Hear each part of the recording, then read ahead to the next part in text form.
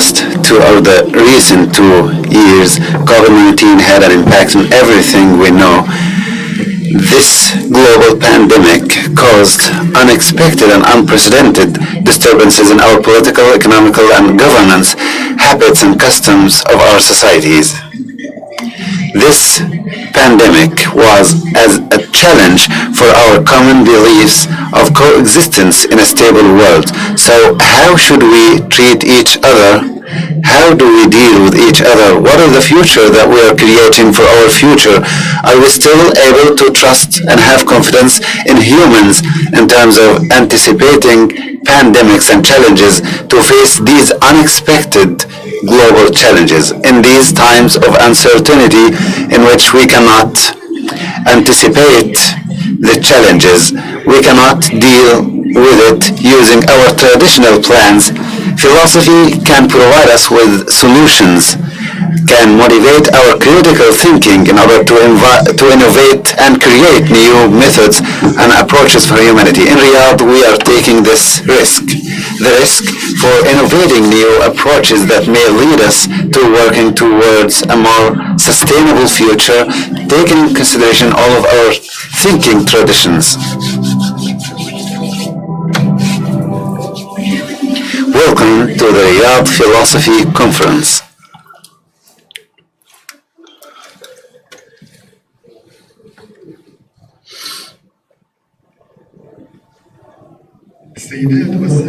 Ladies and gentlemen, dear attendees, peace be upon you all.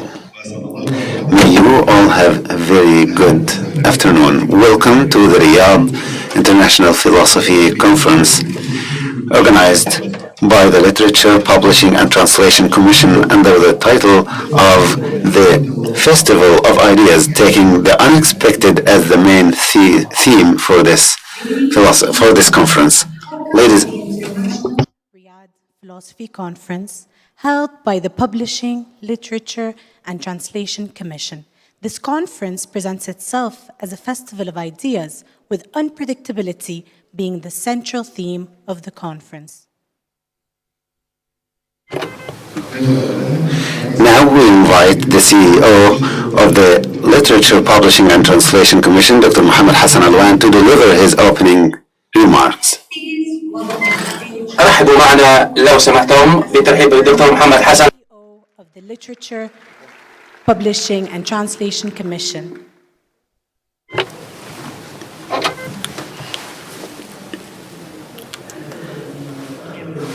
Apologies for the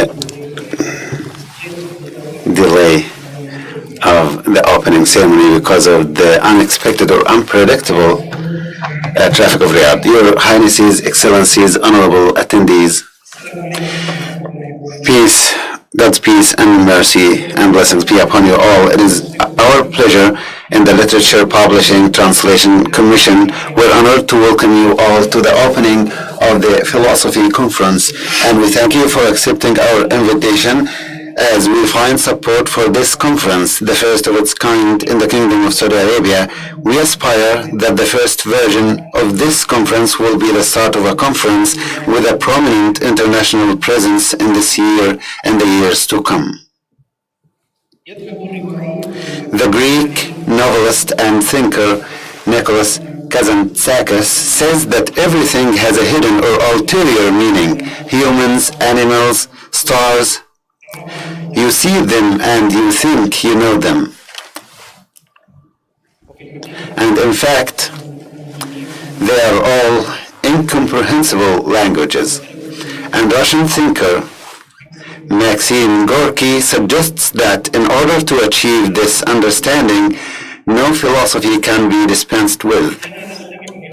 We are gathered here in Riyadh today for the same reasons for which philosophers have gathered for ages. For a world that is clearer, and when it is clearer, our power to change it is greater. And when these positive changes take their effective form, we all get out of the blame that Karl Marx once directed at the philosophers, saying they have interpreted the world in different ways only. while the goal is to change it. Our guests, thinkers, and philosophers from around the world, today you are in one of the most changing and transforming countries in the world. No country can match Kingdom Saudi Arabia in terms of the speed of the Renaissance movement, which certainly has different philosophical, intellectual, and cultural repercussions. Perhaps this stimulates the philosophical debate, especially on the theme we have chosen for this conference, the unpredictable. I wish you all the happiest, most enjoyable, rich and productive times in our 3 days of philosophy together. Thank you.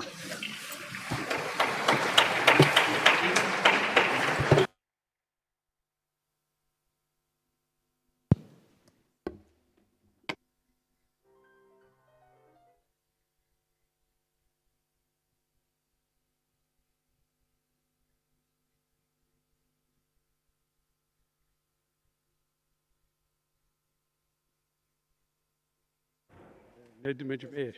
Yes, indeed. To be sure all is good. هي أنا مقترح هذه رأى أنها يعني تيسرت. ما بالضرورة أنت تلتقطين You نقطة. speak German, huh? No, it's okay. Yes, you do. No, worries. Okay. ما أعرفهم. You speaking in mask, yeah? Oh. No, I wouldn't speak in mask. ما I would, بالضرورة. when I'm talking, I will. علي. ما بالضرورة.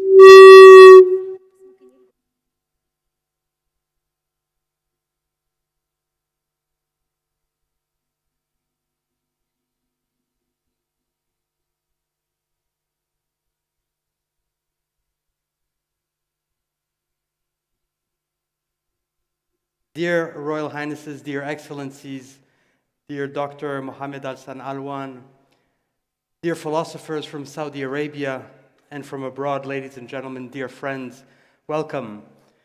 My name is Joseph Cohen. I'm Professor of Philosophy at University College Dublin, Ireland. Allow me to say, after Dr. Mohammed's most powerful words, how honored and moved I am to be standing here before you at the King Fahd National Library in Riyadh, Saudi Arabia, on the verge of this historical event, the first international philosophy conference in the history of the kingdom. I strongly believe in philosophy, and more so in the responsibility we all share as philosophers to create the possibility to meet, to come together, to gather, in the respect of our differences and from wherever we come from whichever tradition we belong to, and construct a history in the name of our humanity. I believe this is precisely what is occurring here. I believe this is precisely what will materialize itself this evening and the next few days of the International Philosophy Conference in Riyadh. And I hope this will be just the first step in a long history of shared philosophical projects and initiatives between individuals who will become friends, between institutions who will become partners, between human beings called and convinced of the necessity to create for ourselves, certainly, but above all for our children, for our children's children, a future.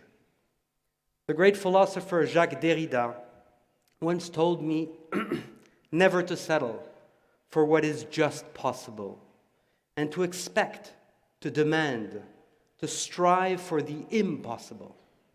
This phrase resonates in me today. It resonates because by this striving towards what is unpredictable, towards what seems impossible for us today, we can together stretch the boundaries of possibility and care for our world, heal and nurture our humanity, invent together novel performatives of thinking and action. Thank you to all who made this historical event possible here in Riyadh. Thank you for believing in philosophy in Riyadh. Thank you to all the Saudi philosophers welcoming us. Thank you to all the international philosophers who carved out time in their schedules to participate in this exceptional event. And please, from the bottom of my heart, meet, construct projects here, elsewhere, invite each other to your respective institutions. Show the world, show academia that encounters between philosophers can lead not only to recognition, but to something greater, can lead humankind to hope, can lead humankind to create what we would call a community of the question. We have a truly important program for you tonight, and we will begin with our opening lecture, framed under the title, Philosophy in Islam, Drawing Perspectives from Our Heritage.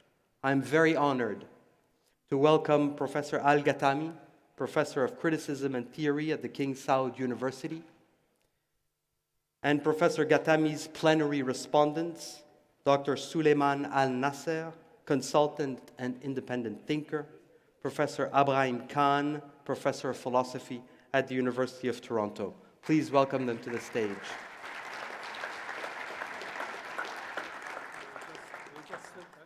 Yes, sit here. Thank you.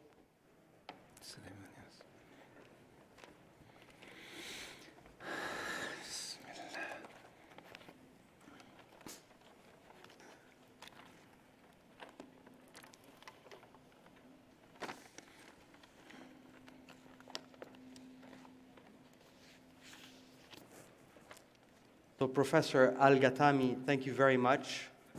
You will speak under the title Philosophy of Postmodernism. Oh, thank you very much. Bismillah ar-Rahman ar-Rahim. In the name of Allah, the Beneficent, the Merciful.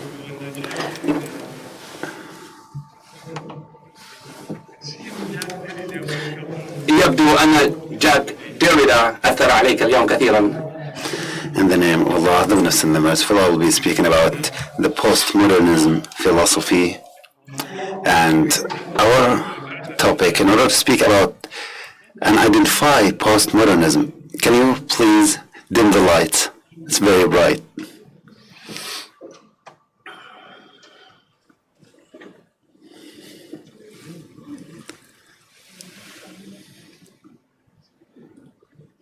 Right. If you can please dim the lights, the front lights a little bit. They're too bright. Maybe I will do my best. In the name of Allah, the Beneficent, the Merciful, I'd like to thank the Ministry of Culture for this invitation and for launching this spring of the International Philosophy Conference. My topic this evening is about the postmodernism philosophy, and in order to identify the postmodernism philosophy,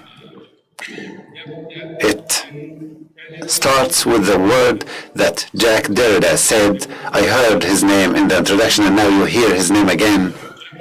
Jacques Derrida says about the identification of the French postmodernism that it encompasses or gathers philosophy, literature, and politics. So gathering all of these three aspects or fields together makes philosophy in this era, following the concept of Derrida for the French philosophy, following the general concept of the general term of postmodernism.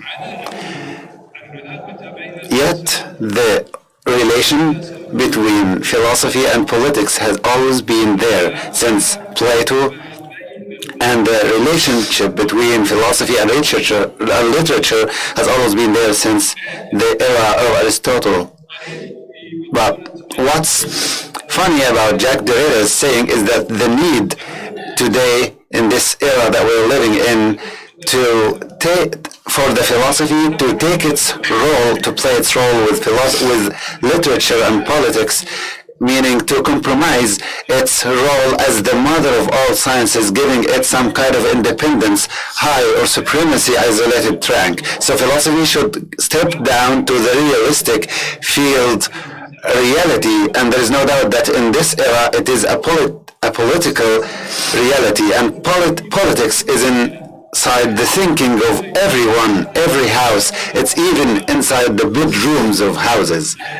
So literature, at the same time, if we go back to our era, we will be talking about Richard Dorte's saying before he died, when his son asked him, "Do you think that philosophy can solve the problems of this world?"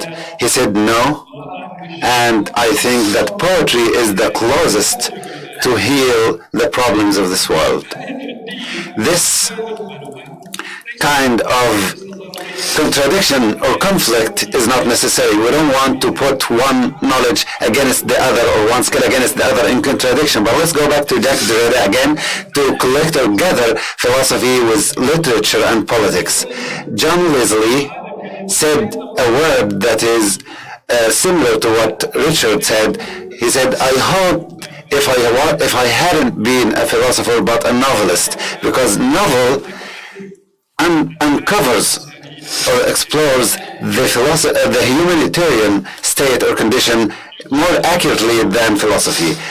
On the other hand, there are different aspects related to the modern stand of the traditional or old philosophy in its traditional name.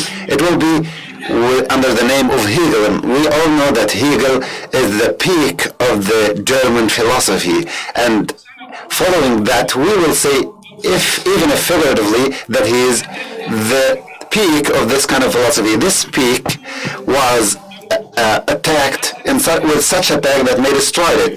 Russell says, for example, that Hegel is the most difficult old philosophers or big philosophers. Having that the idea of having a difficult big philosopher at this time makes him distant from the audience, because the big audiences now need philosophy, not the other way around. Specialized philosophers do not need it's not the other way around like the past. Philosophers need the audience, and now the audience need them. And he said that most of Hegel's principles are false. He says that, and this is dangerous. On the other hand, Michel Foucault says that called for getting free of Hegel's government, meaning to get out of his control. And maybe in some other situations there are more contradictions and challenging. Daniel Dennett narrated that some physicians from his friends noticed that he reads for philosophers, so they asked him, how can a temporary or modern person to waste his time or his mind reading the books of the ancient people, like philosophers, between brackets?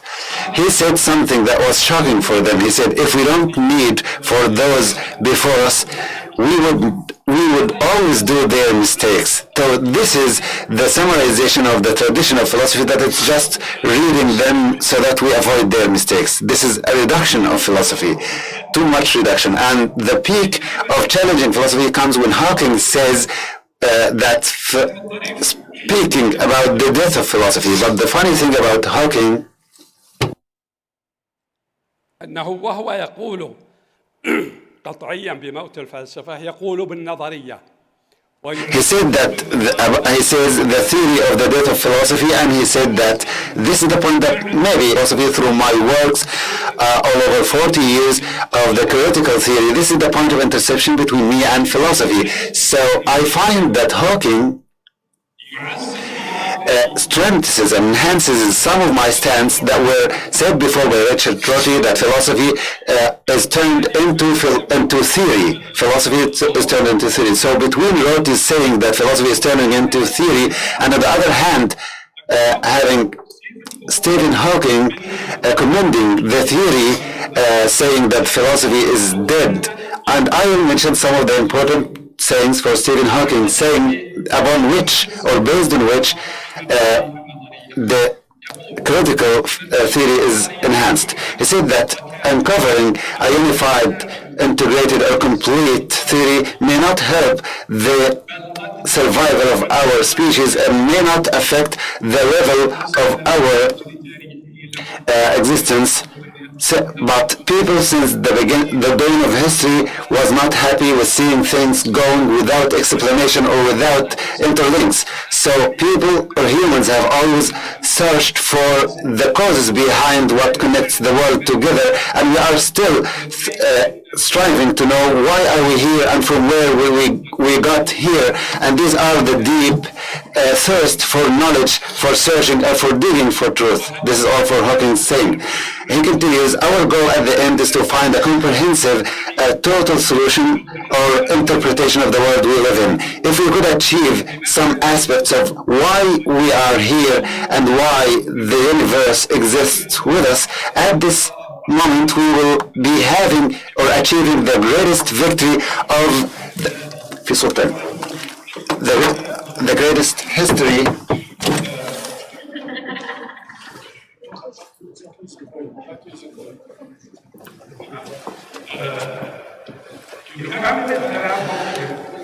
sorry for that, a technical glitch. Hawking continues inconsistency with Richard Rogers, says that this theory is a replacement or an alternative for philosophy, indicating Polar indicates that there is an organic role that connects literature to the critical theory and theory as being independent. So he said that theories find an effective way for them in literature because the topic or the theme of literature is the human experience, and critics have an ability to uncover the different developments in other knowledges, and they don't have a commitment that restrains them like the commitment of those specialized in these fields, those who are hesitant to accept what differs from what is familiar to what they are familiar with. So here he says that those who are specialized in one field, usually they are closed in with their theories and terminology of their specialization, and they don't like to transform these theories into other tracks. They close their specialization upon their own theories. But literature critics, since the time of Aristotle, have always shown the boldness and the courage to take theories from other areas, from other fields, to transform them and polarize them through their own science without the restraints of the previous or the first science or branch, opening new windows for the knowledge that is being dealt with, the new knowledge. This is something that we have always witnessed in the experiences of literature critics. So they always are blamed of ruining the theories, changing the theories, and the origins of the theories are different from what they're using. This is a continuous accusation. But experiences prove and show that these liberal abilities for the critics make them able to take these terminologies of psychology, anthropology, and other branches of knowledge, and even in physics, and they treat them in such a way that opens new horizons for knowledge, or as we say in our own language, to humanitize the knowledge. Now what's common between theory and philosophy, which is one main theme, which is the reasoning. Reasoning is a very dangerous and risky thing, because reasoning, it has the ability to make the pure reason or the pure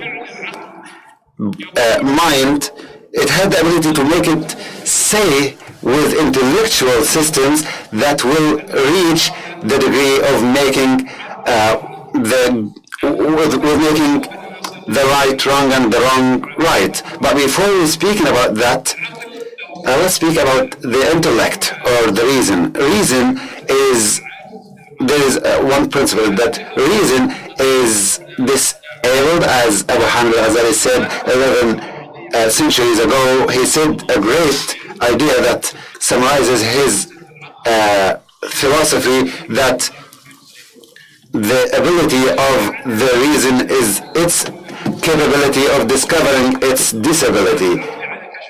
By this ability of discovering its own disability, the reason can find other ways to get knowledge, and this is where Kant says that the pure reason can provide us with theories about God, about existence, about the free will.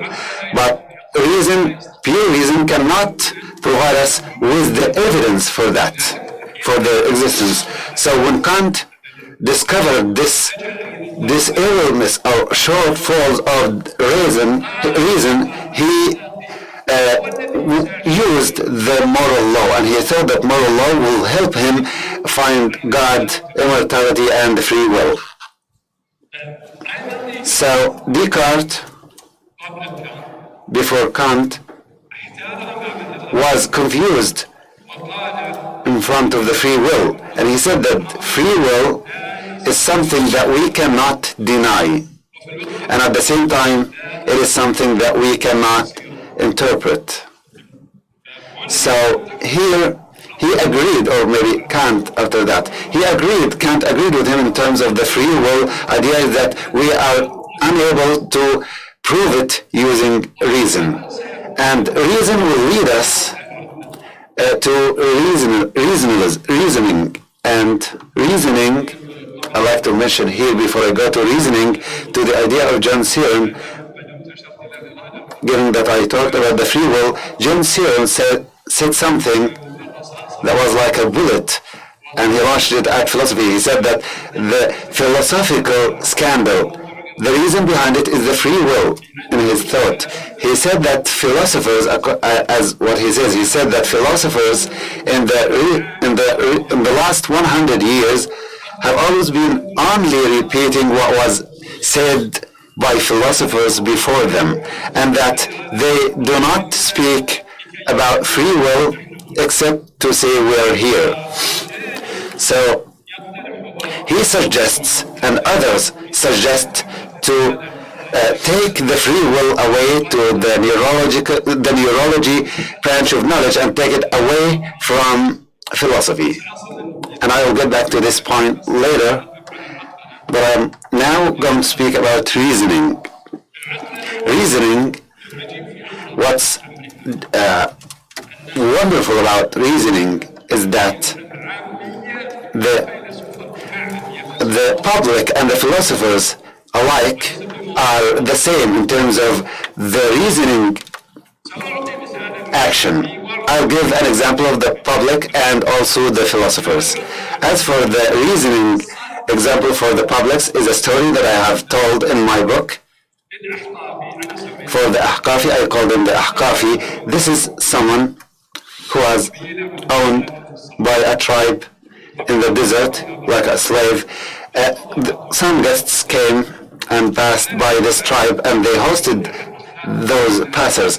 Out of the morals and ethics of this tribe is to provide them with dinner, and the people of the tribe exit the dinner table to leave the guests' room to be comfortable. But they left only one person to serve those guests. One of the guests asked this person to join them on the table. He apologized, and he said, I cannot sit with masters or with high-ranking people like you. After that, he said, because Allah created me humble, but my people did not humble me. Allah created me humble. Now this Ahqafi, as I call him, of course he has a reasoning, he has a reason, he has awareness. That's why he used reasoning that justifies his own conditions to interpret his own condition in a way that makes him accepting this condition and comfortable with it, because the other options are worse. So either he stays as a slave in this tribe, owned by this tribe, or what else? He cannot do anything. He cannot resist. If he escapes them, he will get lost in the desert. Some people might find him, may harm him, may sell him to a condition that's worse than his status with this tribe. So he used reasoning, which is a kind of philosophical action. He is practicing philosophy in a way that is consistent with his own condition, consistent with the system of his own reasoning. So the system of reason and reasoning actions, the reasoning action is between reason and reasonings. So it changes with the changing of reasonings, and sometimes it's different based on the sayings of Plato, speaking about the actions of prisoners who didn't leave the cave, in the cave that Plato talked about. Let's talk about the reasoning of the philosophers, and let's notice that conditions play a role in the issue of reasoning. Plato talked about justice, he talked about freedom and equality, but the conditions also take part in the reasoning of these concepts, just as the Ahqafi reasoned his own conditions, making justice for the strongest and freedom for the strongest. And he talked about equality, that it is bad because it will make slaves equal to the masters. So here we find the master and the slave dualism or dichotomy that made Plato makes freedom and strength for the strength and equality as evil. This is at the time of Plato. After 25 centuries since Plato until now, to see in Glasgow 1 month ago, the protests outside of the climate, calling for climate equality, and 1 year ago we saw protests in the US asking for their lives, saying Black Lives Matter, asking for equality and freedom. We also are seeing what happens today regarding the coronavirus, inequality in the distribution of the vaccines and the seeking of equality. So the dichotomy of master-slave is now changing from its simple existence to a reality on the level of the concepts, the intellectual concepts that are stable in the minds of people, making the US and China, for example, calling for treating the problem of the climate, although China and the US are the causes, the real causes for the climate problem. Biden called at this climate to reduce the shale oil production. 3 days later, he presses against OPEC to increase their production of the shale oil. So here comes the idea of the concepts, the biased concepts since Plato until now, because just as Plato said, is for the strongest. US sees justice only for them, and others no problem. Chomsky said a very important thing: if we accept the reasons or the causes through which Baghdad was struck, we need to strike Washington, D.C., because the same causes are there. They did the same thing that Saddam did in Iraq, weapons of mass destruction, threatening the world peace. These are the same things. If you strike Baghdad, you should strike Washington. But Washington wouldn't be struck because they are the master. They have the justice. They have the veto for America. They have the veto, and they can stand against any other kind of justice. So here, the transformation of concepts from being the game of powers to be a consistent cultural game. And this made me, in my most recent book, the cultural negotiation theory, in which I claim that the concepts of justice, freedom, and equality will remain biased by necessity by the hands of the strong. And there is no way to change and to correct their track to be helping, I will not say the weak, but the not strong ones. But we need to start with one core condition, which is the multiculturalism. Justice should be accompanied by the multiculturalism, the same with freedom, and the same with equality. They all should be accompanied as a necessity with multiculturalism. On the other, if this doesn't happen, it means mergence, that a woman will be a man and the black will be like a peanut, in white from the inside and black from the outside. This is not equality. This is cancellation of the disagreements or the differences. If we cancel the differences of religion, of gender, of culture, of beliefs, of convictions, this means cancellation of the whole person. If we use equality without taking the condition of multiculturalism, so it is inevitable that it will lead to the equality between the weak and strong, making the weak like the strong, and with compromising their differences. But cultural negotiationalism will not be functional without believing in the differences. After that, justice will bear its fruits and will be feasible, and the same for freedom and equality. The idea is not limited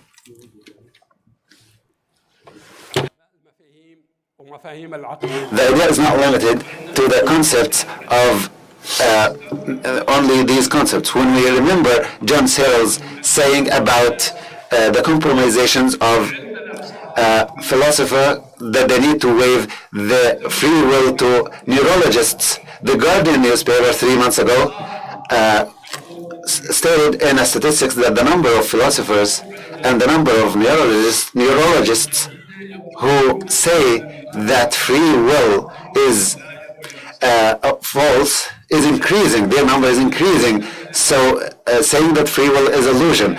Increasing number of philosophers and neurologists that free will is illusion. This increase of number of those people, what will it result in? It will result in many things. If the free will is an illusion, as said by as Chomsky said, to change your finger like this, they say it's not your own decision. There is something or an element, a physical element in the mind and the brain that takes that decision. You don't have the free will to do it. If there is no will for us, according to their claim, and this is the danger of the thing, we will ask, did philosophy quit its own big purposes that Stephen Hawking talked about, which is the yearning of humans to find answers for the biggest 5 questions?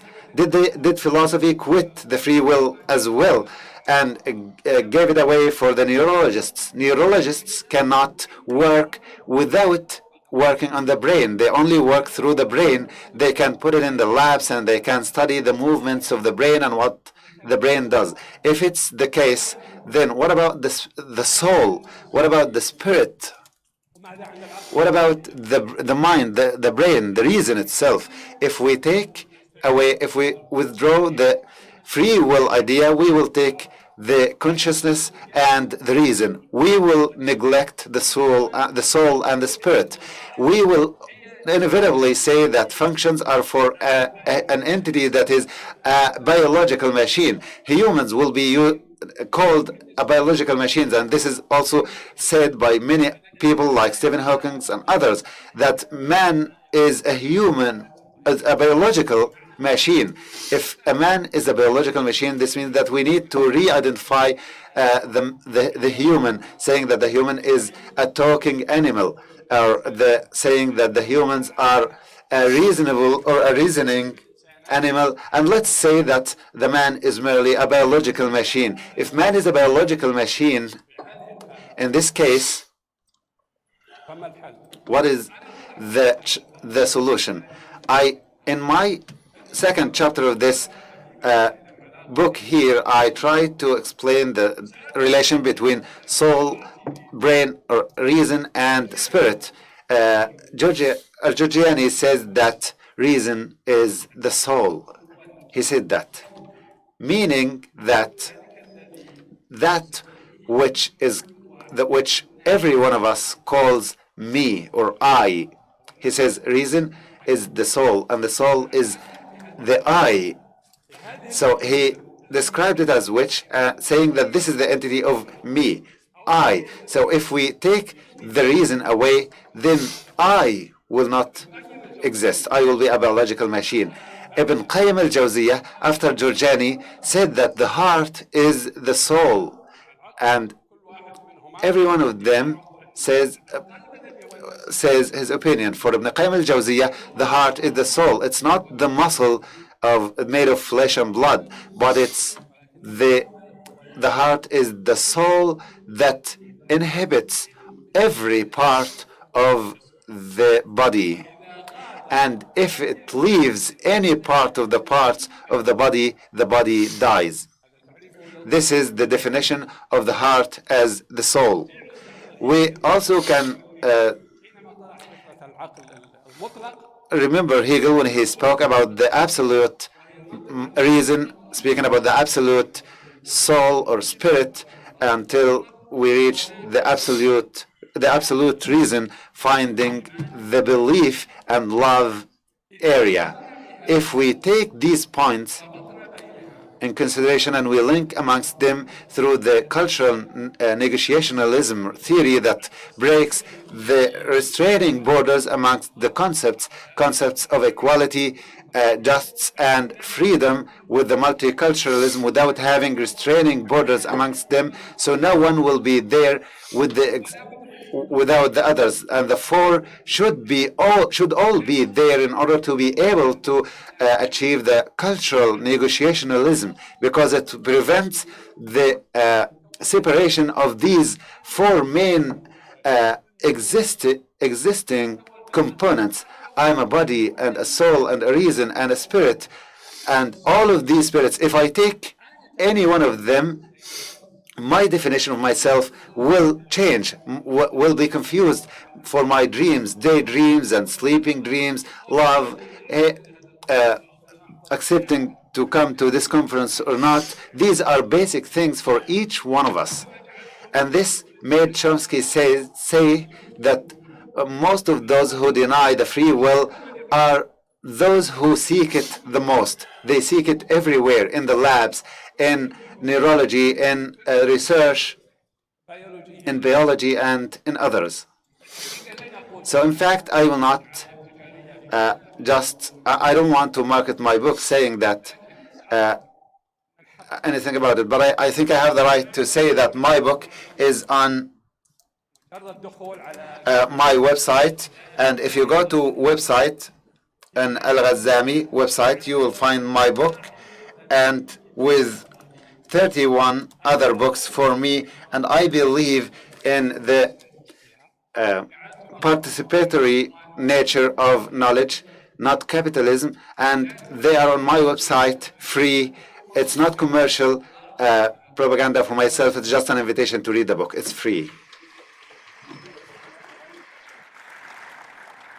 Thank you very much, Professor Al-Ghatami, for this wonderful talk. I'm going to give the floor over to Suleiman Al-Nasser, who will speak under the title and respond in this way to Professor Al-Ghatami's talk. Speak under the title, Islamic Thought and Moral Philosophy.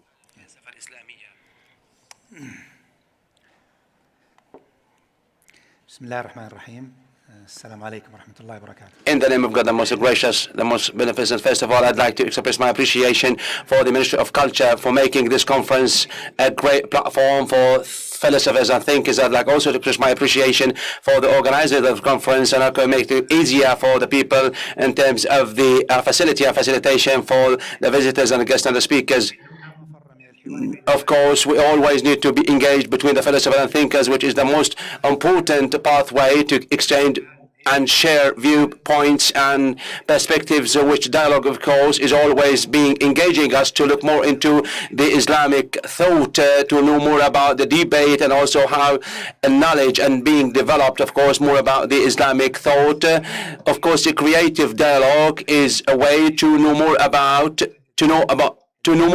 how it can be a medicinal cure, because we can use dialogue as a cure. It is the life of mind, or dialogue is more about the productive reasoning, which of course is the fruition of dialogue, and also the indicative dialogue, and also dialogue is not, of course, in eradication of thought and spirit.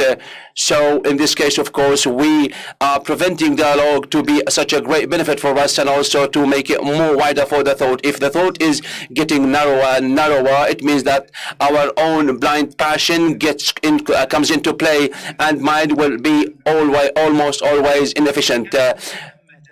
Again, at the same time, a group of thinkers think of philosophers and the scientific approach, and also there is a group of intellectuals where they share the dialogue and ideas to develop more and more, of course, and also those who innovate such kind of dialogue. It means that they're innovating the group of thought and the dialogue, and also they are killing the principles of values, morals, and mannerism. Equally important, we are at the time where we badly need to share between these two spirits, and also which is rationality and the good thought based on the existence, and missing existence as a source of what we need, and also the other one is a source of perfection and completion, which of course can trigger this kind of need. Dialogue is an endowment, by the heavenly endowment, where we can of course develop our skills and needs, and if we get rid out of dialogue and morals, so we cannot do without violence. So dialogue, so no dialogue without meeting, and no meeting without morals and ethics, and no ethics and morals without responsibility. Dialogue can enhance and enlarge mind, because it has two perspectives. The first one, which is dialogue, which is wider and deeper. So dialogue is to look at issues from two perspectives, opinions, which is closer to perfection. So looking and also opinions is one of the definitions of philosophy. People argue that they define philosophy in different perspectives, which is narrated by the French philosopher Recant in his book known as Philosophy, where of course 20 pages were educated for the definitions of philosophy, and the philosophy itself is a practice of theoretical practice, and it is more about the rhetorical kind of practice. The chosen definition, of course chosen by the article author, philosophy is problematization in such a way that where they focus more on content and also the pathway and methodology. So in this case, we get into the Islamic philosophy, because we will speak more about, in brief, of course, three aspects: Islamic philosophy, existential and philosophy, and also independent philosophy, which is a way to creation. Because of the brevity of time, I think I need to skip some paragraphs or what I've written, because we're running out of time, or the time allotted does not allow me. First of all, Islamic philosophy, this term or concept, it means two things. It is a kind of historical description of philosophy, where it has been used for three Islamic philosophers, of course, with different classes of the Greek philosophers, such as Kendi philosopher, and Farabi, and Avicenna, and Abu Barakat al-Baghdadi, and Walid bin Rushd.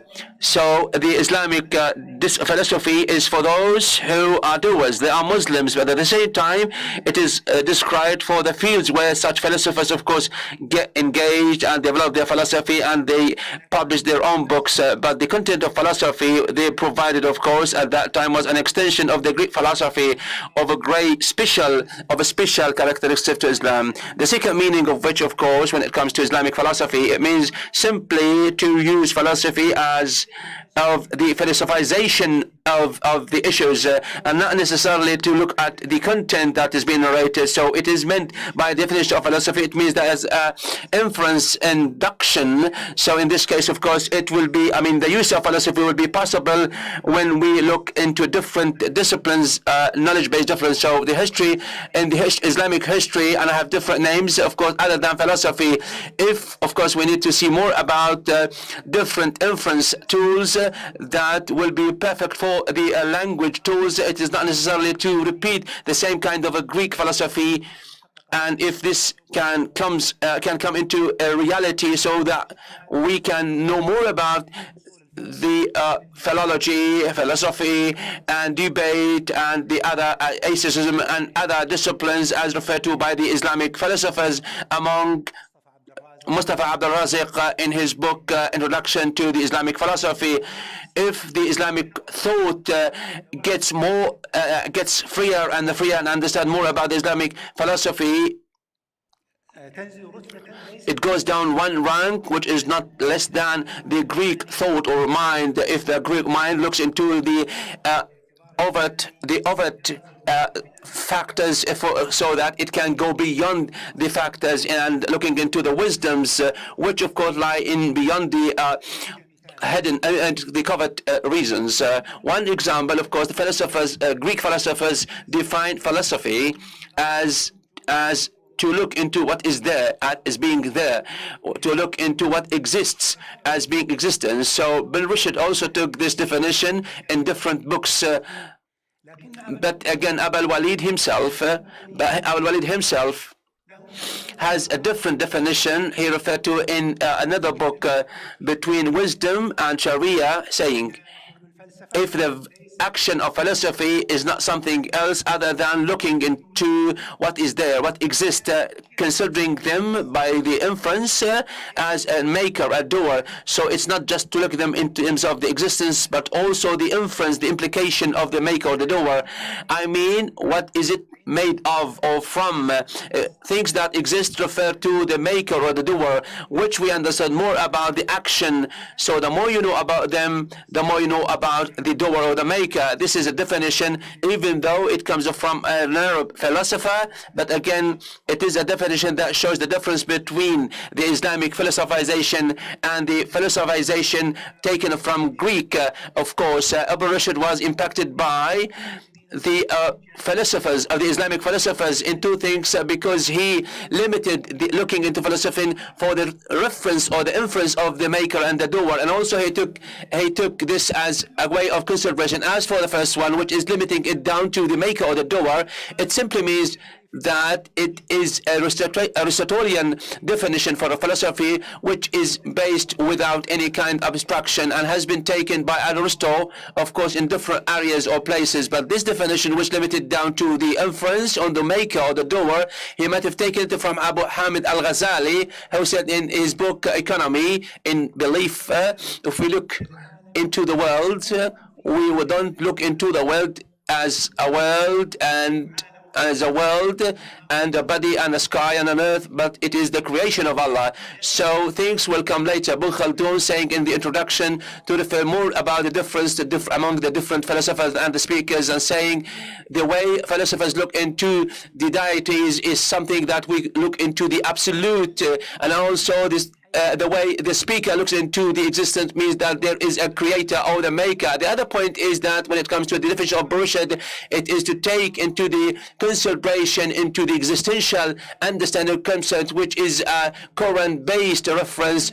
All those who have minds look in deeply into the existence. And also one more thing, it has a Quranic reference, even though Abu Walid has abstracted this meaning out of the Holy Quran, making it more consistent to the Aristotle concept. The philosopher consideration looks into the universal, existential, and the natural concepts, and also taking the reasons, while at the same time the Quranic consideration goes beyond the perspective into the meanings and the implication and entailment directed to these reasons. So when you look into the different reasons for the maker and doer, you can of course reach up to the maker. So in conclusion, the Islamic philosophy is used for an extension of the thought of Islam, which is related more to the Greek philosophy. Therefore, we have to show a historical fact that is fair to the Islamic philosopher, which means that the philosophy of Muslim scholars was not limited, of course, as shown by different thinkers, and the scholars did not repeat the Greek philosophers, but also they went beyond the Greek problematization in such a horizon that are unprecedented solutions that have not been thought of. A good example is what was put by Al-Farabi in the, of course, the implication of the existentialism, and it was clear for such additions. Of course, some religious elements were there, impacted by the Islamic doctrine that are deeply rooted in Islam. Therefore, of course, they were creative and innovative based on the Greek philosophy rather than in their own culture, Islamic culture. One more thing, one example that I'd like to cite, but I would like to go beyond it and skip it. We can summarize receiving what happened, of course, receiving the Greek philosophy. When the Greek philosophy was translated, we can summarize this kind of transfer into 4 different dimensions. That they are, of course, various, there are different detail, but by and large, of course, there are 4 key trends when it comes to the history of Islamic philosophy. The first one, which is of course, the trend of the Muslim scholars, philosophers, and by and large, of course, as I said, that it was based on the interpretation of Sharia, based on the Greek wisdom. The Greek wisdom itself, of course, through this trend, is postulated as they believe. That is why they take, of course, the interpretation of the oracle. And we have different examples, such as the interpretation of the creation, the heavenly creation, on the active mind, and also the interpretation of the Creator, of course, with the reason and the cause, or the causal creation, and also the revelation of the oracle. Therefore, of course, certain results, of course, come into play, such as the prophecy, which is not like a kind of selection. This is based on the Islamic thought. The second part was represented by Muhammad al-Ghazali in his book, The Habit of Philosophies, and he worked hard, of course, to identify philosophy and also show the negative and positive thoughts. And also he criticized in his own book, known the Arabic formulation of the Greek philosophy, known as, he says, I direct my criticism to direct philosophers and Al-Farabi, because they are one of the best interpretation, translation of Aristotelian philosophy. And also Avicenna and Al-Farabi also showed this, their own attitudes, which of course distinguish between the philosophical contents narrated by Greek or taken from Greek, and also the Greek logic. He considered 3 of the statements of the doctrine of the philosophy taken from the Islamic or non-Islamic, and Allah, and also he ignored this, of course, while at the same time, of course, he corrected their own concepts in mathematics and logic, taking this into consideration for certain reasons in mathematics, and also he has seen a mistake in their mathematics because of a mistake, because of an attitude in the deities. So that is why Muhammad distinguished between Greek philosophy and the logical kind of instrumentalization. The third approach or trend is Rushd, and he has seen that wisdom and Sharia are pathways, of course, that can take us to one fact away between the two philosophies and the revelation in his own book for this kind of thing, which he called, of course, between wisdom and Sharia, a kind of interconnection. But when it comes to the verification of this statement, it shows that the approach is based more on isolation, because he allocates wisdom with reason, and while he considered the Sharia approach is based on citation and quotation for the public or the audience. But again, of course, a quotation I would not cite, of course. In brief, of course, this is the tradition of isolation between wisdom and Sharia that is not deeply ingrained in the Islamic history or culture, but this is Ibn Bajjah and also Bassami al-Bastani, and also a philosopher that takes him by at-Tawhidi in his certain books of his. One for trend, which is, of course, there are 3 ones.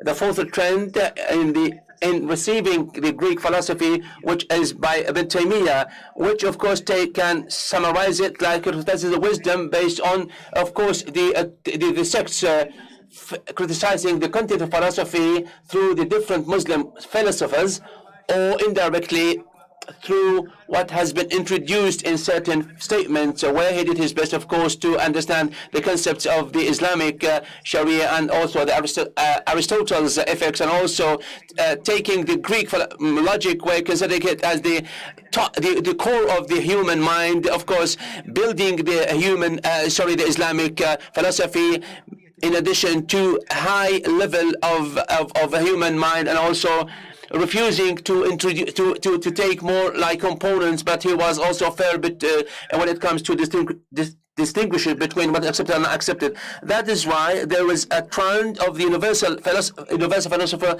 as a tool, which of course is a trend for the Muslim philosophers. Another trend differentiates between the universality of the tool and or the instrument, and also between the content, which is only related to the Greek, and it looks at it as a universal. While Barushid, and because it is a discourse for the special, and the other one is course which is a speech or address the public, and the philosophical machine, which is connected with the mind and the beliefs, considering Ibn Taymiyyah that the content of philosophy is the results of the tools and means, so it is meaningless to distinguish between two of these. So that is why Ibn Taymiyyah look into the Greek logic, such as accepting certain, of course, analogy and concepts, while at the same time problematizing, of course, Aristotle, but at the same time he added different, of course, inferences such as analogy, intuitive analogy, and also inference for the existence of deity. And here Ibn Taymiyyah, of course, was not prevented by the criticism to distinguish between the logic, the mind-based religion and the different types of religions, but at the same time it is such a meaning that is more rich or richer. The second point is, I think that we have 7 minutes. That's because we have. Take your time. Take your time. As for, okay, I skip some speeches. As for the meaning of existentialism and specialization, because philosophers believe philosophy is a kind of abstraction because it becomes to the existence, making the people engaged in philosophy is a kind of universal concept that goes beyond culture and language.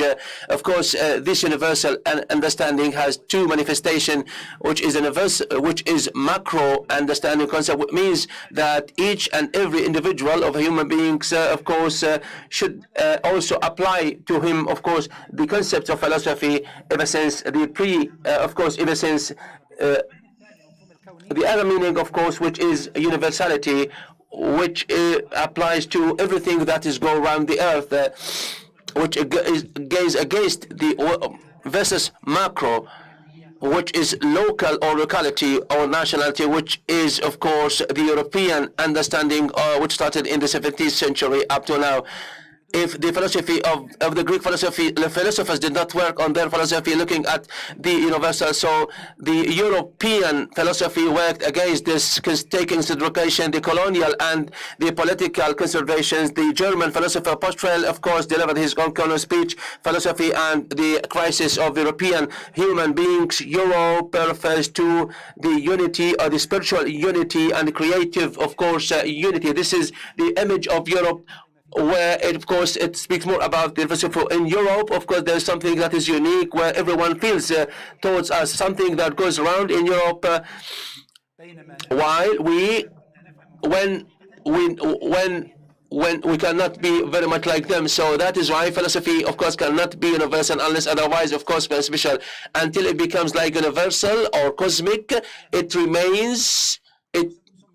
It is called as cosmic or universal, but again, it cannot, of course, cannot do without kind of special features or characteristics. A good example, we see a philosophy that is French, and it is a universal one, and the French one is, of course, this kind of naming, of course, refers to existence, which refers, of course, to language and religion. But at the same time, what is more abstract, of course, and also in epistemology, which has to do with the sciences. That is why we see French philosophy, French epistemology and English epistemology, and also they have different features for each type of trend. which means that no matter how high philosophy is universal, it should go through the peculiarization of or specialization, where of course it has its special features. The third point, which is the final one,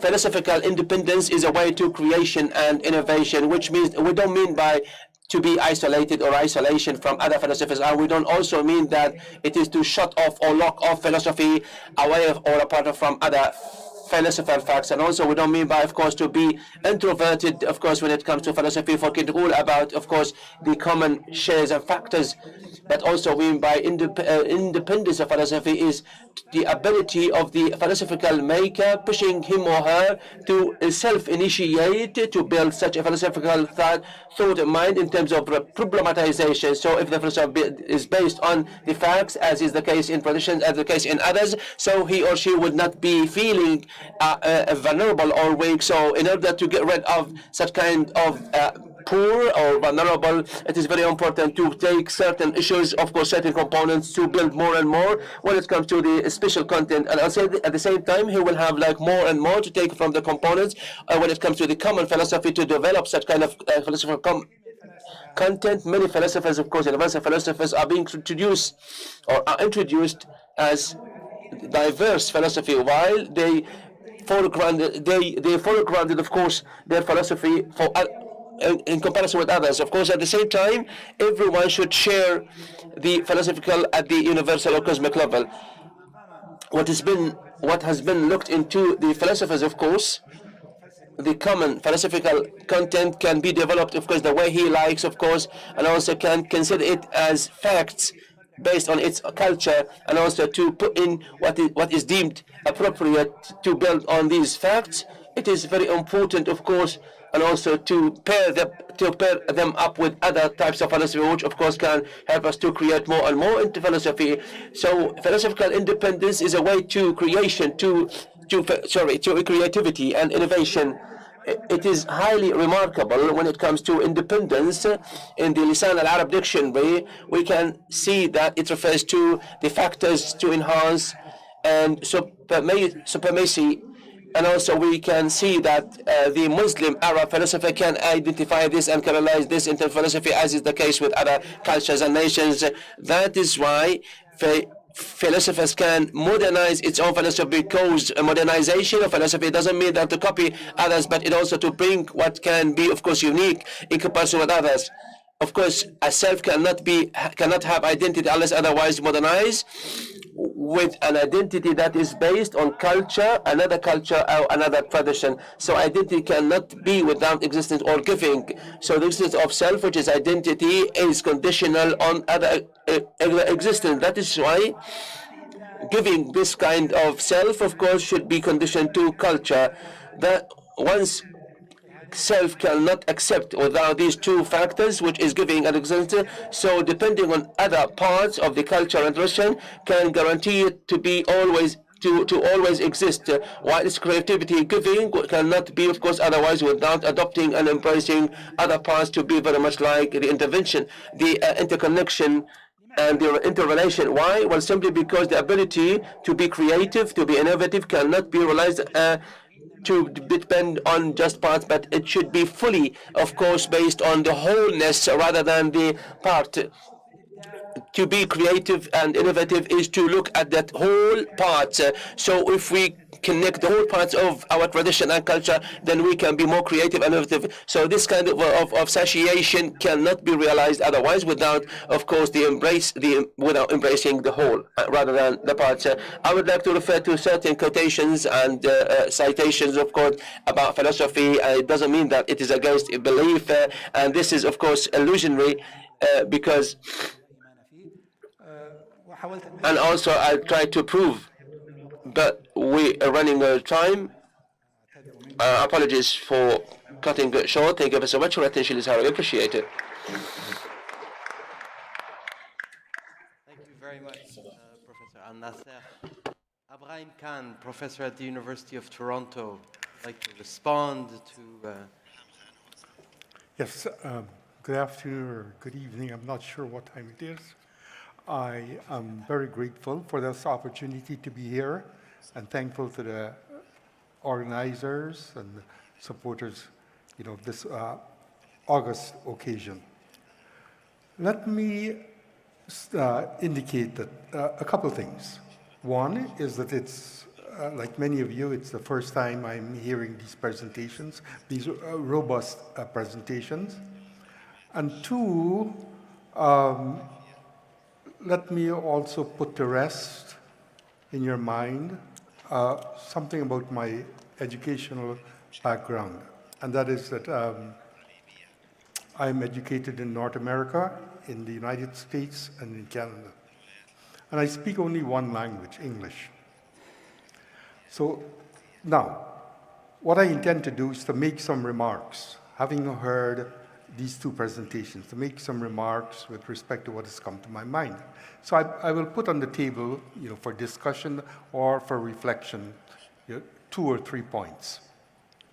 One of them has to do with the relationship of philosophy and literature. This was one of the themes that was present in the main lecture today. And I wondered whether the writer has an obligation to whom he's writing, what conditions he's writing, and when he's writing. I haven't heard anything about that, but I'm just wondering in the relationship between philosophy and literature, whether literature is just something simply out there that has to do with ideas, and maybe this is why philosophy and literature seem to come together, or the author, the writer of literature has an obligation, has a kind of commitment, an engagement with respect to the society, with respect to the times and the culture within which he's writing. In other words, is the author, he or she simply writing to get rid of some passions or to provide a vision, or is he writing to change society, that something has gone wrong, that the vision has been screwed up and that it needs to be reinstated, very much as Plato was trying to do in the Republic, to bring back philosophy to the philosophers, his understanding of philosophy, rather than leave the truth to the poets. So that's one point that comes to my mind. A second point that I want to share has to do with the mentioning of the tribe and the people. And I couldn't help thinking about Ibn Tufayl and his story about the child that was raised with the wolf, and I wonder whether there was any connection, in that story or the features of that story with respect to what you were kind of presenting. And what you were presenting had to do very much with reason, pushing reason. So I asked then very simply, is there a difference between reason and reasoning on one hand, and understanding on the other? And it seems to me that there's a kind of conceptual distinction that can be drawn between these two. Is the philosopher simply after reason, or is there more to reason, namely, and which is unspoken, which is understanding? The Germans, they make a distinction. There's two different words, Verkunft and mixing my German and Danish, but Verstanden. Two very different words, two very different meanings altogether. And that is that where reason may not work, understanding prevails. Verstehen prevails. And it is Verstehen that helps us to make sense of reality. And it's not always reasoning, as in logic. So I put that point out there. And I think I'll make a third point that has to do with dialogue, because this was mentioned in the second presentation. And I wonder whether there's a great deal of confusion in our contemporary society with respect to the use of this term dialogue. do we conflate it with conversation? And in my book, dialogue is quite different from simply having conversations and exchanges. The dialogue kind of presupposes, especially in the philosophical kind of tradition of, let's say, where do we find dialogue? The dialogues of Plato, then Hume's dialogue, but in particular the dialogues of Plato. There's a kind of openness, willingness to open oneself. And I think that this gets lost. When people talk about dialogue, they're talking about conversation. They're not talking about that willingness to open oneself, to be receptive. And in our situation, where we talk about equality and we talk about freedom, in our situation, it is one in which we have to live with incommensurabilities. In our 5 fingers, they're very different. They each have a function. And I'm not sure what equality really is. But I am prepared to take a position that our world is very uneven. We are not all the same. We are very different ideologically. And the question then is, how do we live in a world in which there's difference? This is not the difference with respect to deconstruction, but it's the difference of what I call incommensurabilities. And that's the task, I think, of philosophy today, how we are to really kind of address the incommensurability, to make sense of situations in which we are very different, yet we have to live with each other. Now, I don't want you to think that I was asleep when I was hearing these presentations. I thought I would just present the 3 points, but here are a couple other points that I think might be worthwhile to take note of. And that is the notion of free will. I'm not happy with this terminology, free will. And there is much discussion in Islamic philosophy. I didn't hear anything about Al-Ash'ari, who's written 2 books, it's Kitab al-Lumman, Kitab al-Dibana. And what is central to those works is the question of freedom, the question of power.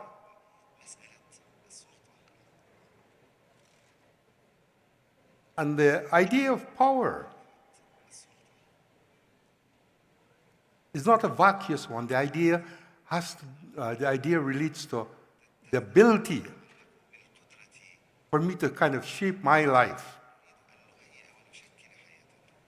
When we talk about freedom, I'm not sure what free will is, but freedom is the ability to kind of shape our lives.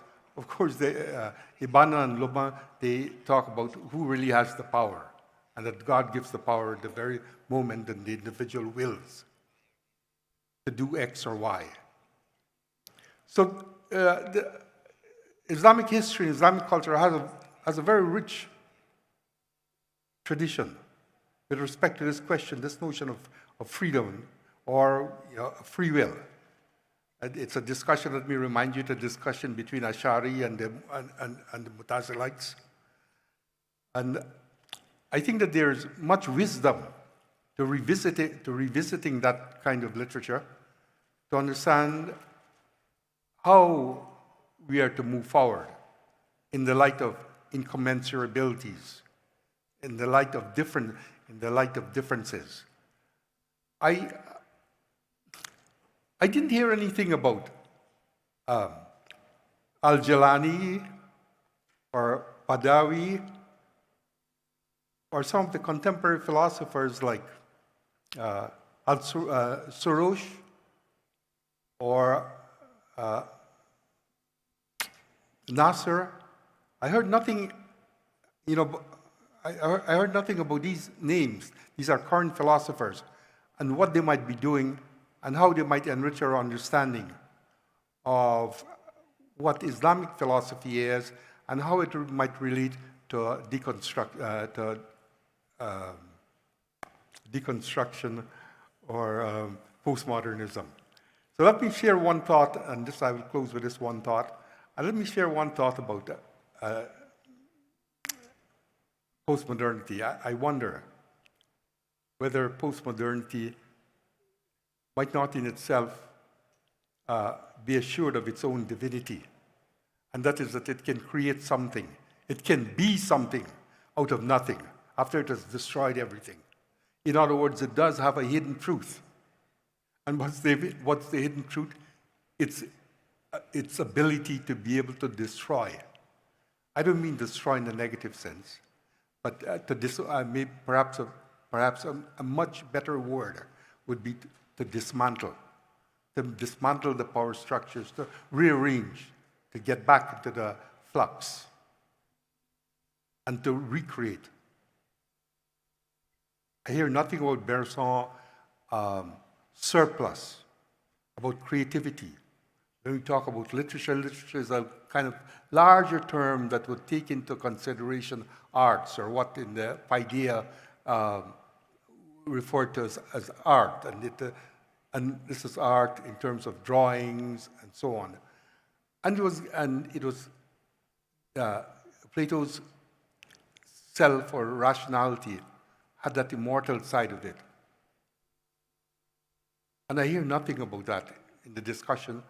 And this is not a fault in discussion, but it's to add to the discussion, to put on the table for response, or for just to think, and to make connections with this rich schmara board, this rich butter table that we've got this evening. Thank you very much. Thank you very much, Professor Khan, for these questions. I think Professor Gatami, Professor Al-Nasser will want to engage in the discussion. Very interesting points. شكرا جزيلا. طبعا مطلوب مني I'm asked to speak in Arabic, and I hope that you find the interpretation helpful. Thanks to Professor Khan.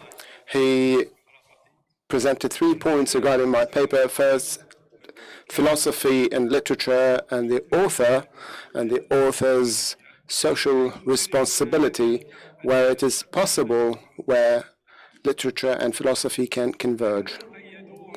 We are limited to a number of concepts which we have to liberate so that the idea is not confused. The principle or concept that speaks of the death of the author, that the focus of the literary product is not on the author himself, but on the reader.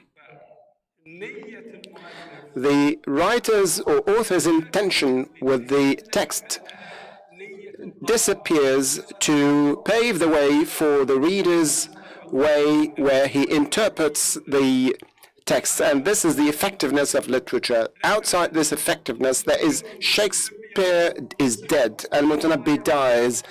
All the cases and the social conditions that they lived, which they expressed in their literature and are found in their literature, disappear with their death. So the author disappears, so do the social conditions where he lived. And the text is liberated and continues to exist and is regenerated with every reading. So when we speak about literature, we're speaking about the readership of literature, or the reading of literature, how literature transforms from a text by one author to an absolute or open text. A creative writer can say or write a very average text. For example, it could be said or written by somebody else in a way better. I'm going to give a simple example so that translation becomes easier. Salah Abdul Sabur says, I drank tea and I fixed my shoes down the road. These two lines are more simple or simpler than simple. And it is possible for any other poet other than Salah Abdul Sabur, even though he is a major poet, he can say much better than that in a much better form. But what happened to these two lines, I drank tea and then I fixed my shoes down the road? Here, Salah Abdul Sabur, the poet, as a modernist, he presents a text that challenges the poetic tradition that has to be very sublime. The duty or the job of this simple words which were said in that literary text, they create this difference in reading and in assessment. In any case, the convergence and divergence and the bigger relation between philosophy and literature are going to be found mostly in the novel, as was found by John Leslie, who hoped or who wished that he was a novelist but not a philosopher, but because the novel,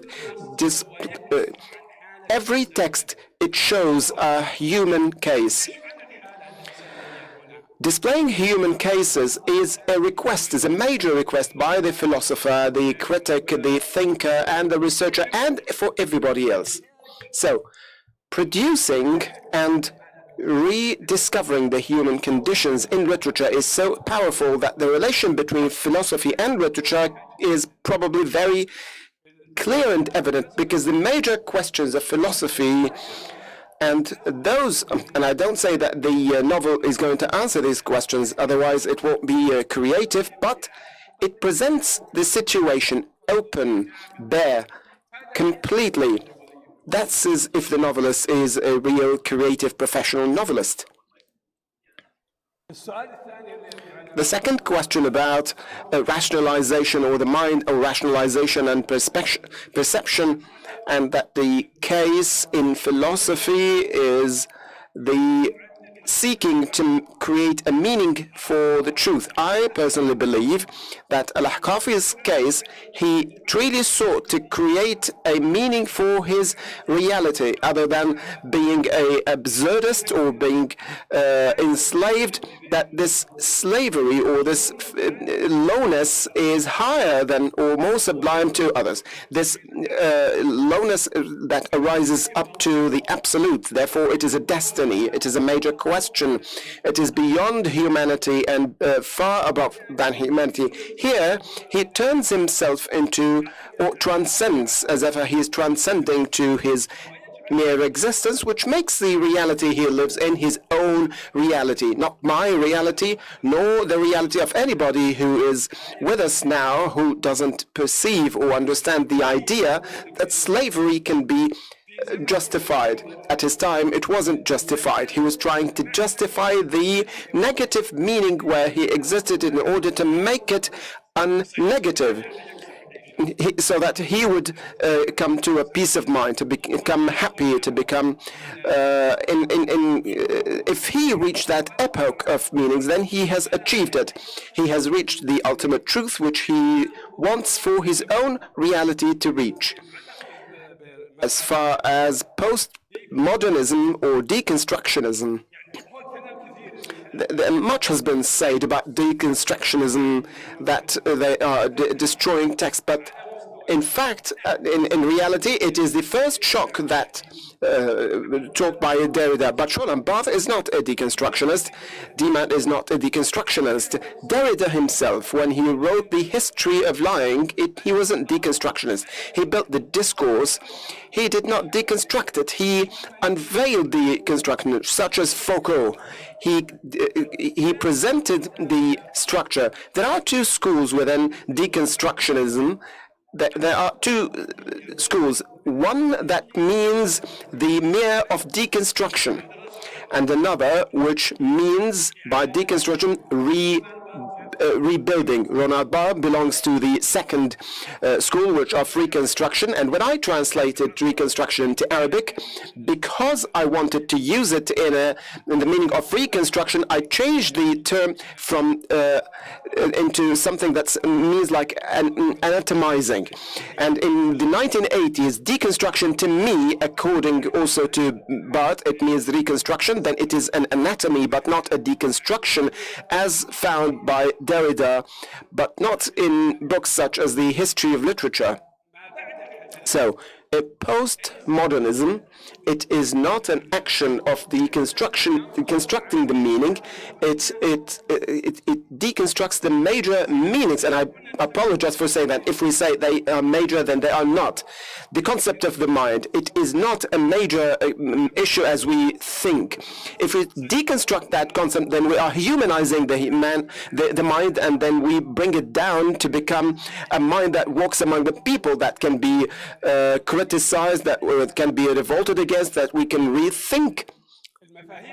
The major concepts such as democracy, such as liberty or freedom, as of liberalism, if we see that the freedom of the market is the slavery of the entire humanity, and that he who doesn't win in the freedom of market in selling and buying has no value and is not going to be part of life. That made me offer the cultural negotiationism, which makes freedom either necessarily human or no freedom at all, even if it was freedom. The market is free, but it enslaves the others.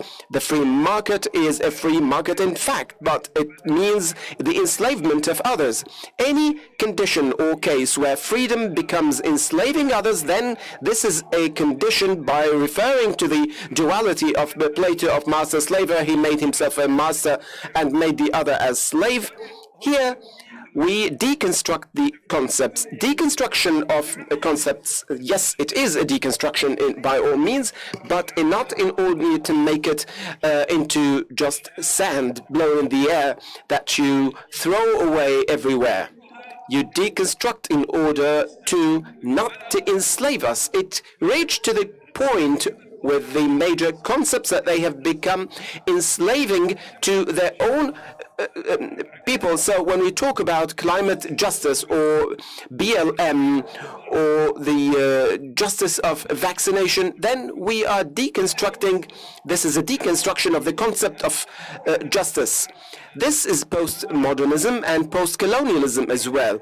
Postmodernism is a concept for the to evaluate and to critique the major concepts that doesn't split or divide the power and wealth, but it divides the concepts themselves.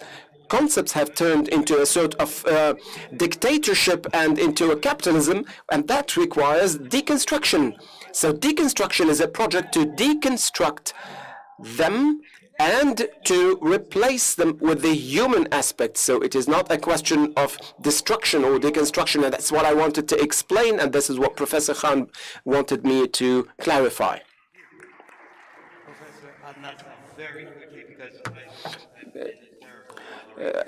أسألكم أن نستعجل قليلا بسبب ضيق الوقت. أطلب من سعادتكم ردا مقتضبا لو تكرمتم.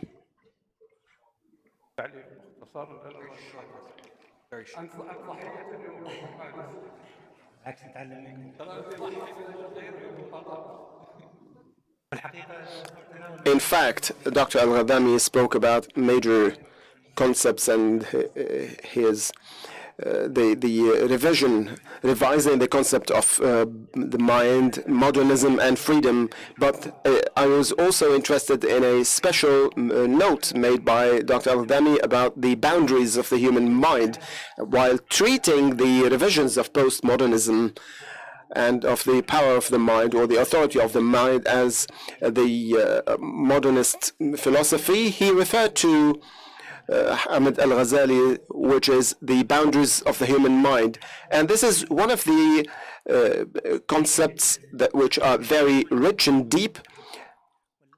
And what is especially strange here that we are the most people who know that those who know are the logicians, because they have studied logic, mathematics, and they understood their boundaries. They have reached to their ultimate. So by reaching to their ultimate, they knew that there is something beyond that, and they know that in that beyond is what is called by the Al-Ghazali beyond the mind. It cannot be reached with the same way what we reach by using the mind, because they are beyond the mind. So they knew that they could be reached in a different way that requires a different methodology. Therefore, we find that philosophy, being a mere mind, it addresses in the human being one aspect, which is the sheer or absolute mind.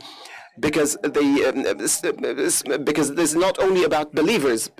Russell has a book speaks about in the first article about this particular point, that the most wisest, like Plato and Aristotle, are the ones who brought together mysticism and logic. Mysticism in general, but not only in its religious interpretation. Philosophy speaks about one dimension, which is the sheer or the mere mind, whereas the religious discourse is higher than that, because it addresses the wholeness of the conscience, the imagination, the aspirations of human, even the sensory aspects, and also the mere mind. As in other words, it includes or encumbers the human mind. This is a point that was mentioned by Dr. Ardami, that compares the philosophy and religion, and it's because the paper was about Islamic philosophy. Then this is one of the areas the Islamic thinkers can renew in their discourse and studies, which is the idea of comparing, or the ability of religion to digest the philosophical mind. أود أن أشكر الدكتور الغذاني والدكتور الناصر والسيد الدكتور إبراهيم خان على هذه الجلسة الافتتاحية. والآن سوف ننتقل إلى الجلسة التالية، وأرحب بالمتحدثين في الجلسة الثانية.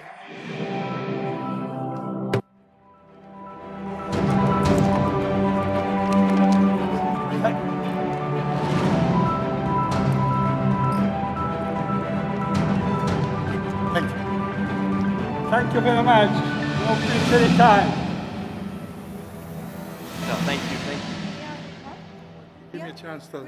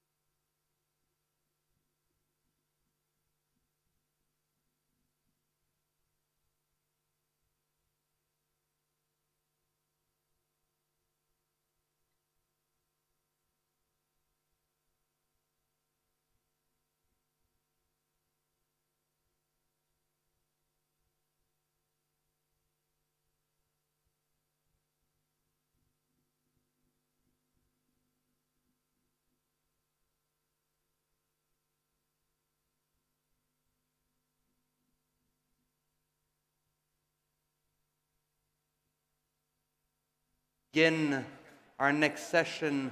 جلستنا التالية بعنوان نقل الفلسفة. We're going to start our next session. سوف نبدأ جلستنا التالية الثانية بعنوان نقل الفلسفة.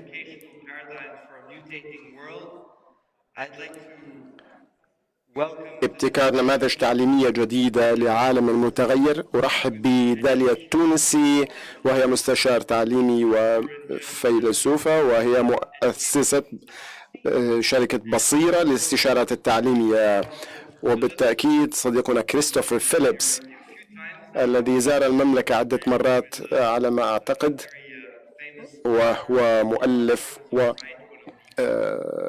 وفيلسوف ذو شهرة، وهو من أحد مؤسسين الفلسفة للأطفال في المملكة في الولايات المتحدة. أفتح المجال أولا لداليا التونسي لتقدم عرضها، ثم ننتقل إلى كريستوفر فيليبس. أهلا بكم. شكرا جزيلا. Thank you so much to the Ministry of Culture for organizing this wonderful conference, which is a historic moment for all of us. I would like to thank all the organizers. I would like to start first by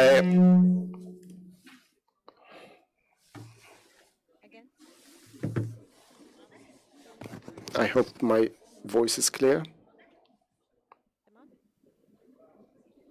The mics? Yeah, excellent. So, thank you for coming and listening to a vital and important subject about education in the coming era. We are speaking here about teaching philosophical thinking to children. And when we speak about teaching philosophical thinking to children, we want to talk about and take a panoramic view of this issue when it started in the 1970s of the 20th century. We want to say that it started with a deconstruction view of what we call the philosophy of childhood. The philosophy of childhood is a thought, an idea that started in the 1970s by the founders Matthew Lipman, Gareth Matthews, and Anne Margaret Chubb in the United States, and it aimed at we work on what the developmental psychology in our understanding of children, bearing in mind that the social construct. So if we're speaking about the 20th century as a very vivid century of developmental childhood that identified the child and how to deal with him, then the idea started in the 1970s so that we work on this concept a bit more, try to understand one more time who is the child. So if we were teaching the philosophical thinking to children, then we will divide it historically into 3 stages, and then I will take you into a panoramic state. First, we start with the philosophy of childhood, which poses the questions such as who is the child? Is it possible for a child to think philosophically? And what is the nature of the relation between the teacher and the learner? What is the nature between the adult and the child? The second stage came after that says philosophy with the child. So they started working on that in the 1970s and 80s and discovered that when they went to school and asked the question, is it possible for a student, for a child, to think philosophically? They found because of the growth developmental theories and because of Piaget's story of childhood, it was late to teach philosophical thinking until a very advanced stage post the 12th, because of the staging theory of Piaget about childhood. And they started working on this question. Is it really that children cannot think philosophically or think in an abstract way or think of major concepts that are central to their lives? The concept of justice, the concept of love, of human relations.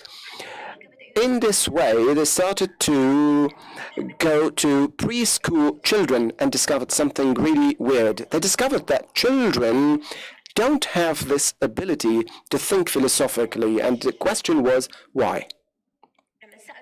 And when they asked themselves the question, they started to realize that by deconstructing the developmental theories that controlled education, children were enslaved, kept in schools in what is known as sensual teaching, but the abstract learning or teaching was very late to the curricula in the United States.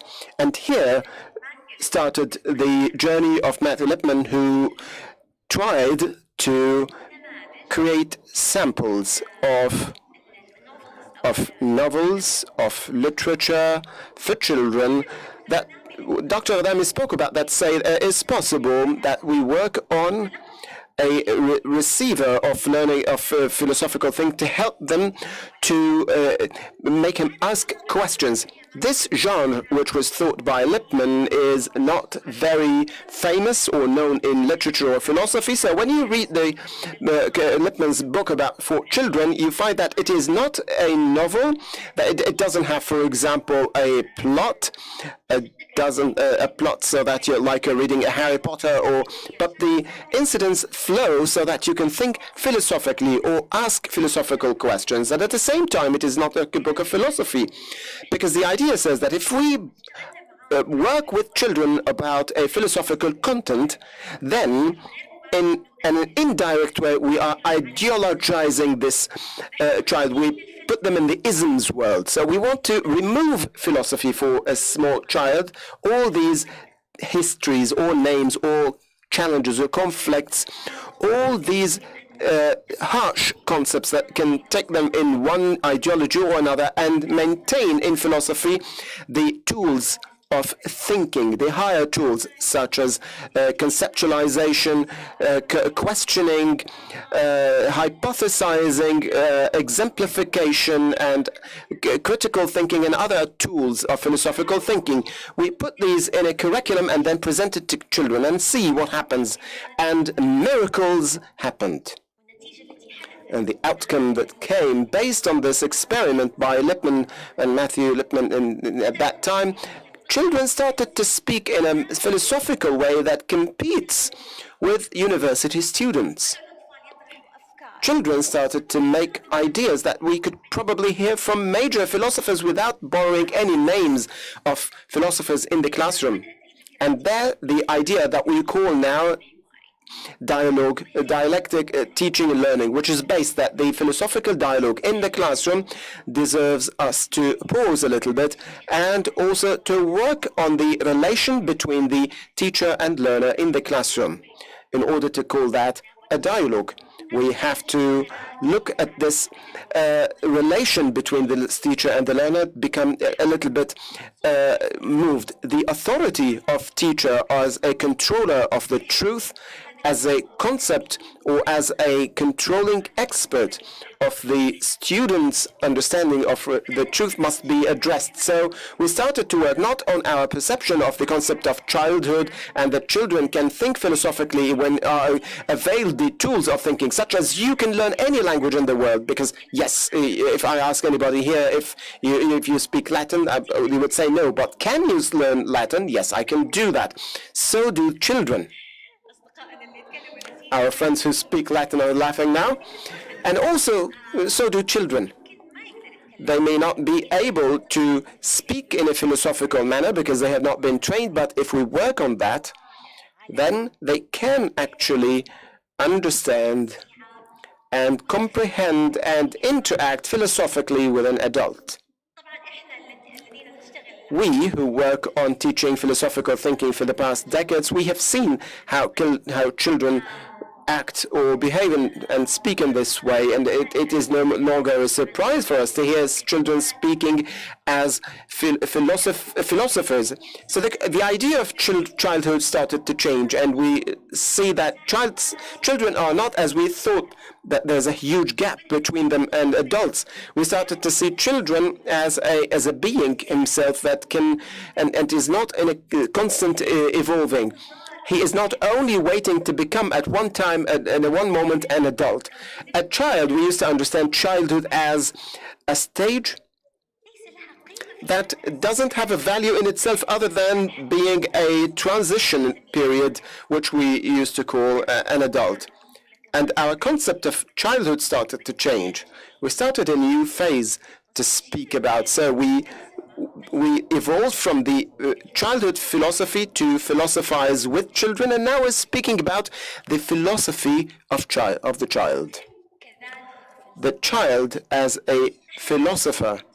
We are now going in a trend to listen to children and pay attention to what they say and start to understand that philosophy is not necessarily, it needs to be exclusive for women or for children or for average people, or normal people.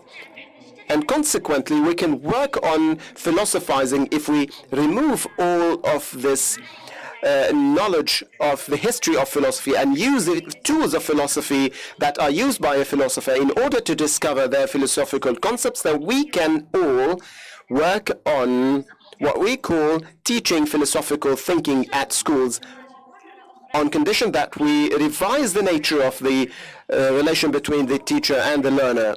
This is simply in the P4C. We are going to work on that, and Basira, we've been working on that for the past 10 years in our Basira with adults and children. And just to tell you, we call it philosophy for children, but now we want to call it, and we're working on that, which is not new, of course, it's been old, we call it called philosophy for communities. You know why? Because this project has succeeded well enough that it allows adults to enter the philosophy world with children, and this has been in reverse. And in fact, children have so many wonders to tell us as philosophers, and the examples are endless. But I have barely in short time, and I would like to move on to my friend Christopher, who are the second generation, who are the veterans who have worked, and I'm considered as the third generation in teaching philosophical thinking. And it seems that the future of this program is going to be very prosperous and very promising, as I can see from the children around who have so much to say and to tell to the world. شكرا نادية التونسي على هذه الكلمات، وأنتقل الآن إلى كريستوفر فيليبس. شكرا. كيف أحوالنا؟ هل تسمحون لي بالوقوف؟ لأنني أريد أن أتفلسف عليكم الآن. أخرج هذا الطفل الذي بداخلك. أريد أن أسألك، لندعي أن هذا نصف شيء، هل هو نصف ممتلئ أم هو نصف فارغ؟ من الذي يقول أنه نصف ممتلئ؟ ارفع يدك. من يقول؟ 1 2 3. لماذا تقول أنها نصف ممتلئة؟ تكلمي بصوت واضح لو سمحتي.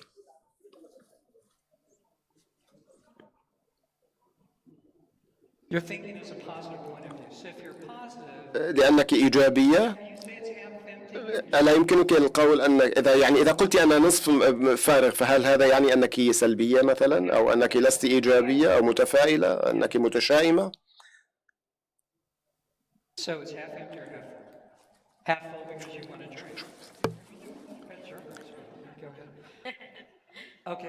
حسنا، من يعطينا إجابة أخرى؟ لا تخجلوا. تفضل. لا أستطيع أن أسمعك.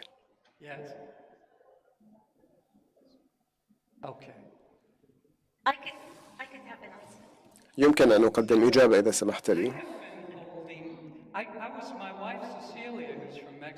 زوجتي من مكسيكو سيتي، وقد تخرجت مع الدفعة الأخرى التي تخرجت بدرجات الماجستير في هذا التخصص الغير مفهوم أو الغير مسموع في عن فلسفة الأطفال.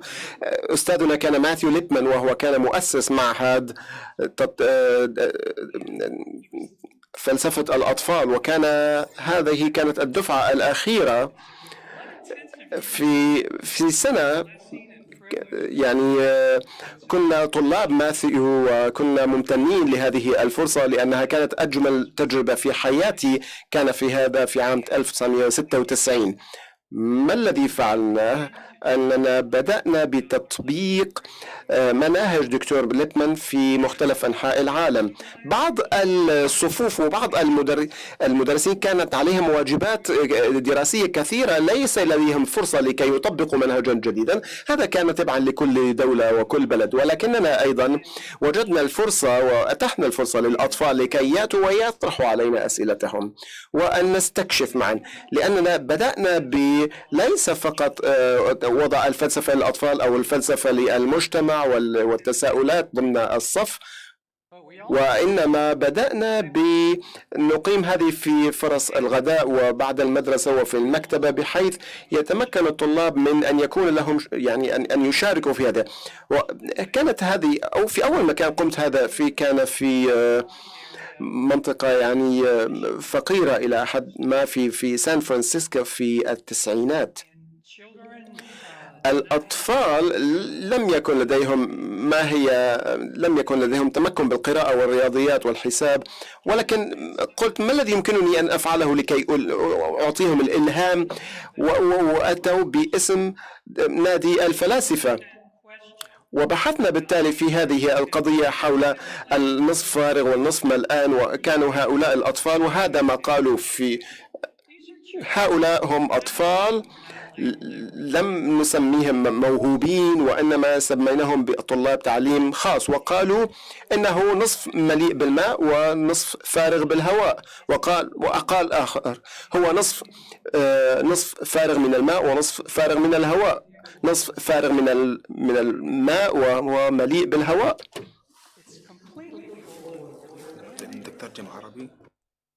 Another student said, but it's completely empty of lots of things too. He said it's empty of everything except water and air. And then a child who had never spoken during the more traditional curricular day, whether it's philosophy for children or anything, for the first time spoke.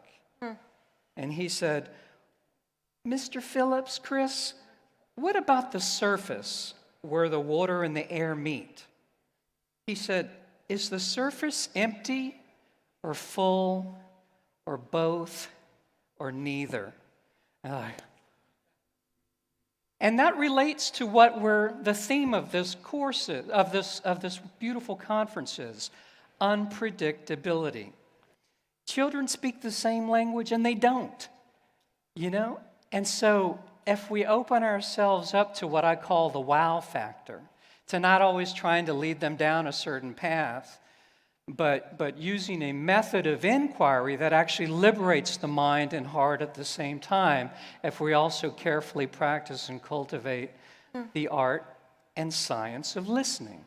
You know, there's lots of classes in rhetoric and persuasion and debate and forensics, but there's nothing dedicated to the art and science of listening as a springboard for further developing not just dialogue, not just discourse, but inquiry, exploration, methodically.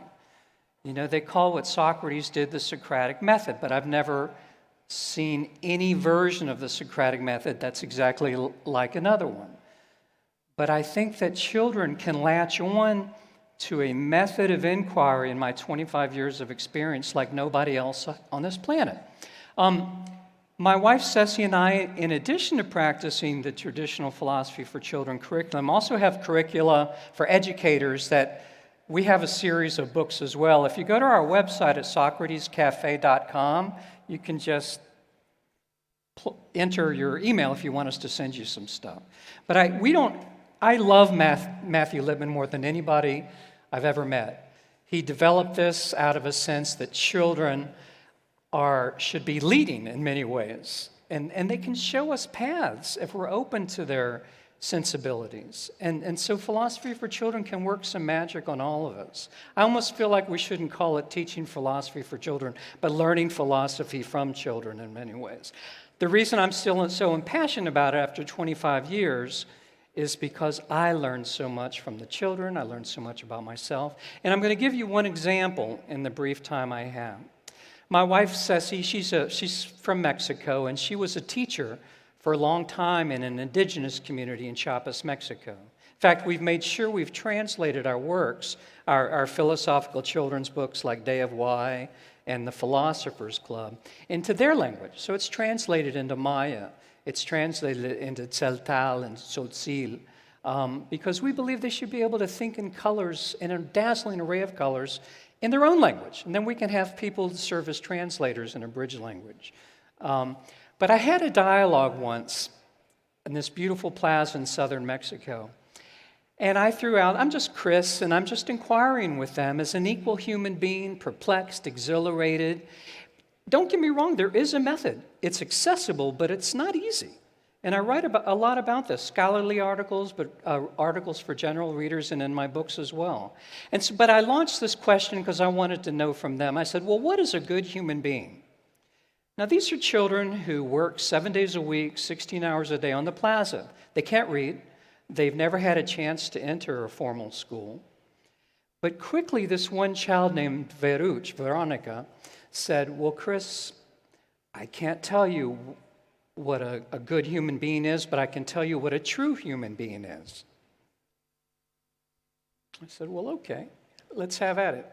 And so she said, well, in our belief system, in the Maya belief system, we have a term called Batsil Vinik, a true human being. And she says, so our mission in life is to become ever more and more of a true human being.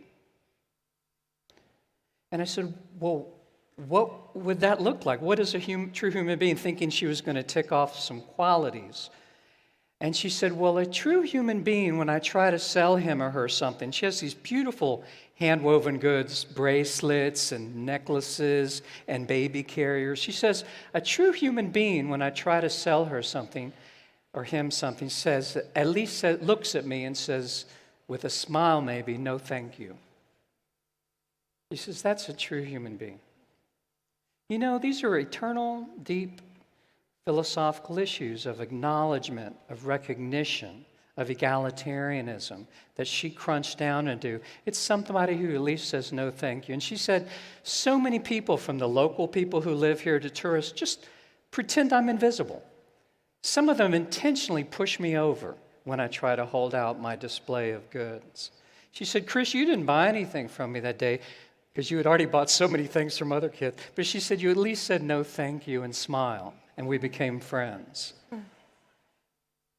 And she said, so this notion of Batsil Vinik, of a true human being, is someone who tries to recognize other human beings as fellow equals, never tries to do anyone harm at minimum, but wants to help everybody elevate themselves.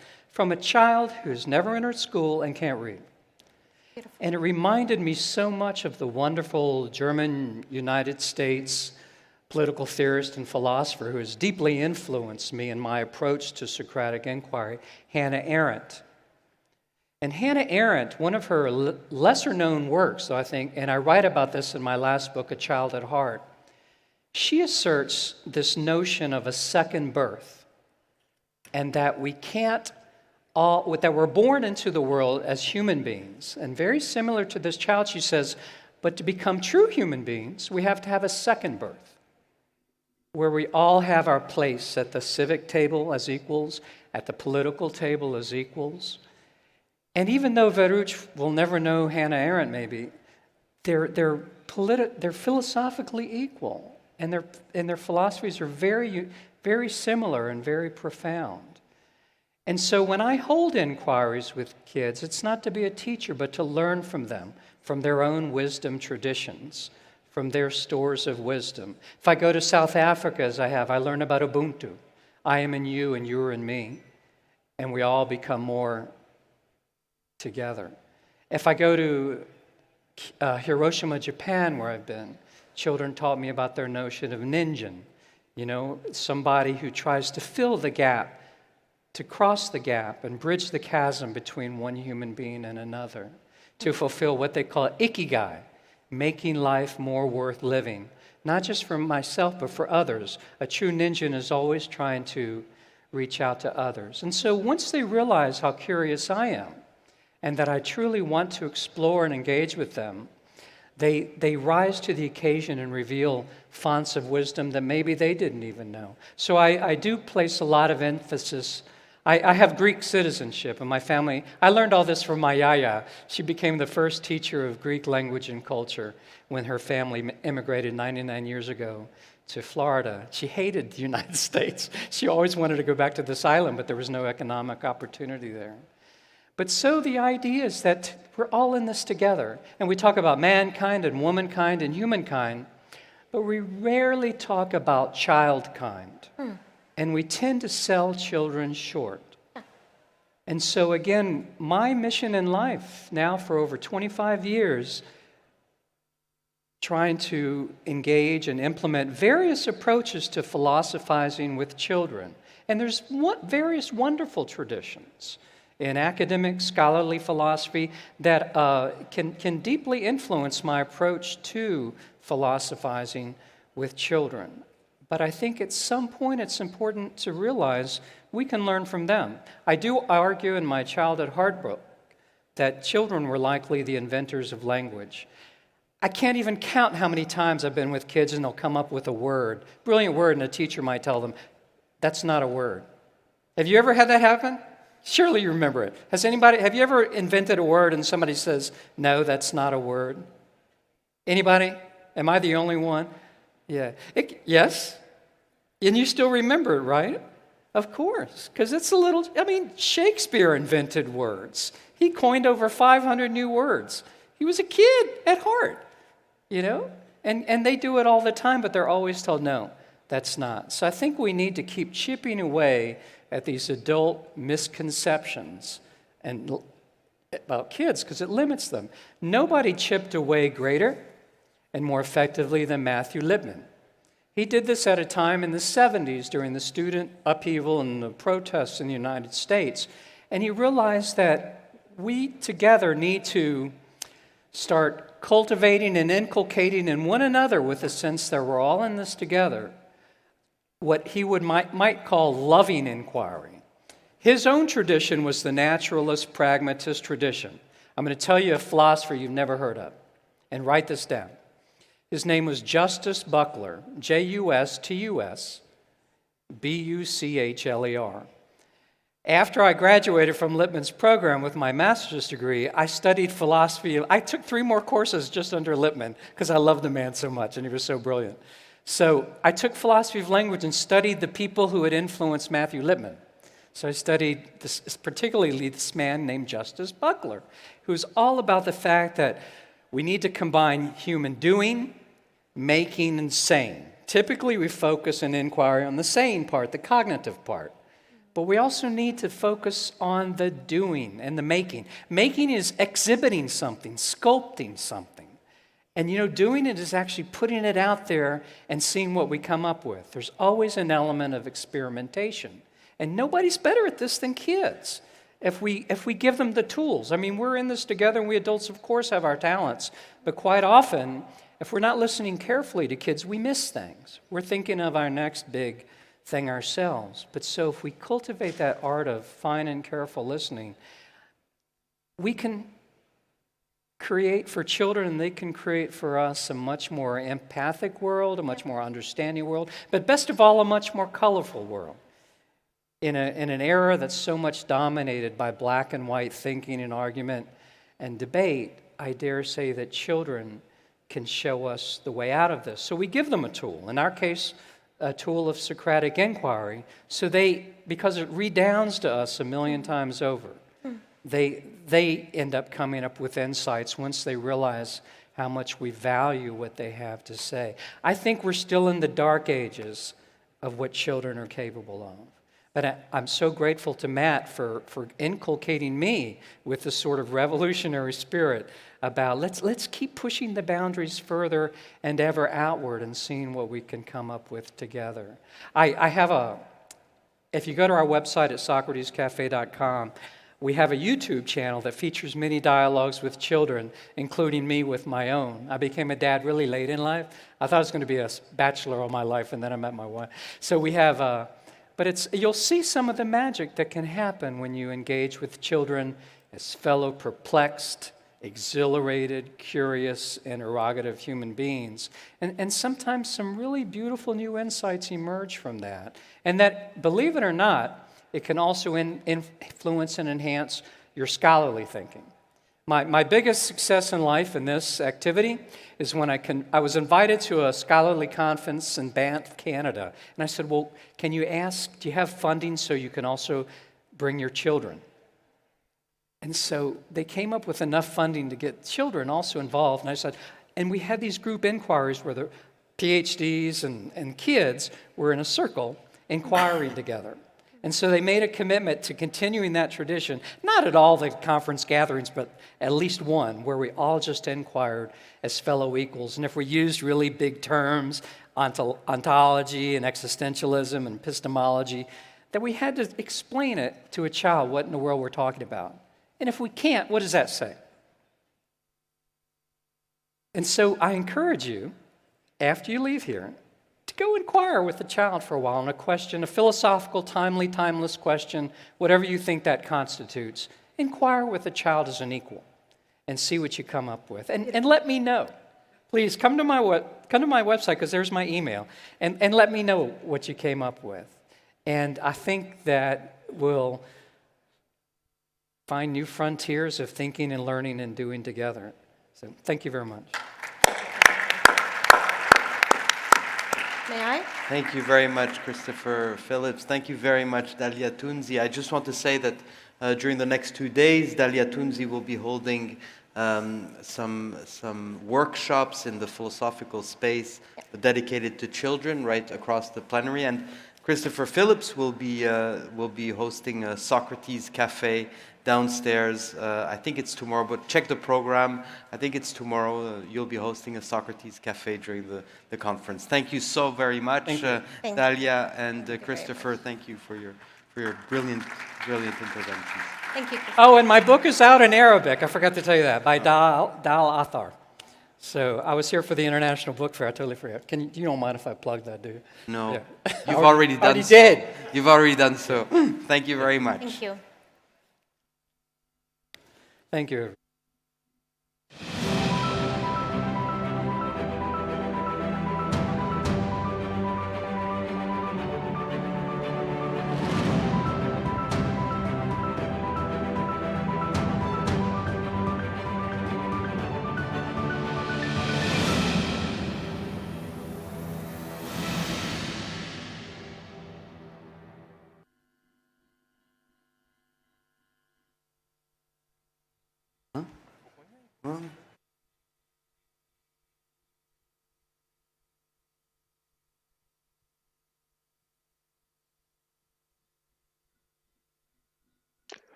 Good afternoon, Excellencies, philosophers, and dear participants.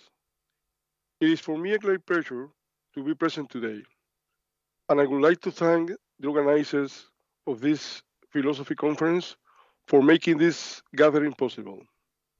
UNESCO has always had a close relationship with philosophy, and therefore, UNESCO acknowledges its long-term role in the development of our societies and the evolution of human thought. UNESCO's mission is to build the defenses of peace in the minds of men and women through cooperation in the fields of education, culture, science, and communication.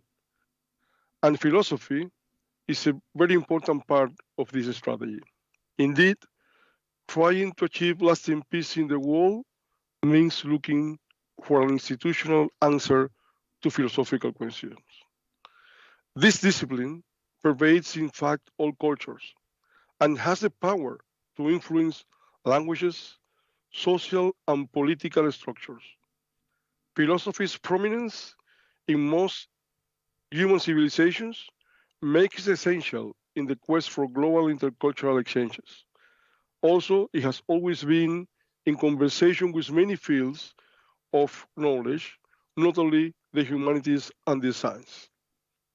Philosophy is currently playing a significant role in addressing the ever-increasing ethical concerns of emerging fields such as big data, biotechnologies, and artificial intelligence, and also in better understanding new forms of human interaction in the digital era.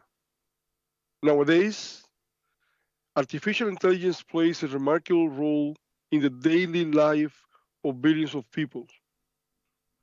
Sometimes unnoticed, but often with profound consequences, and is transforming our societies and is calling into question what it means to be human in this moment in time.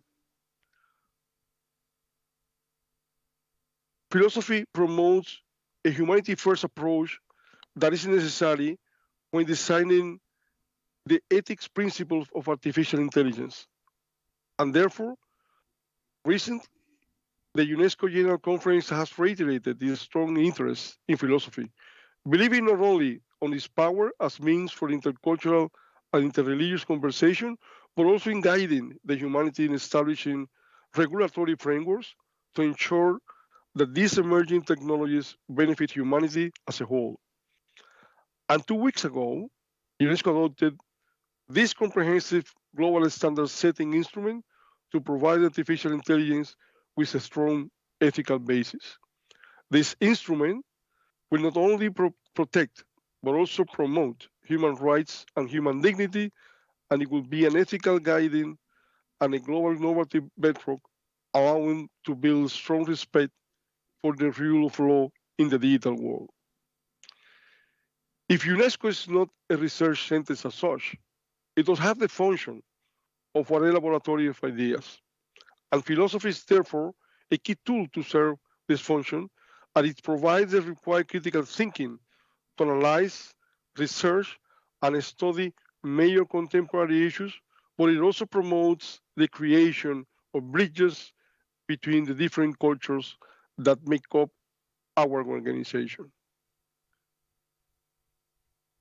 The openness toward the other is materialized in a very concrete way when we accept to follow the path of reflection proposed by the thoughts of various philosophers and thinkers.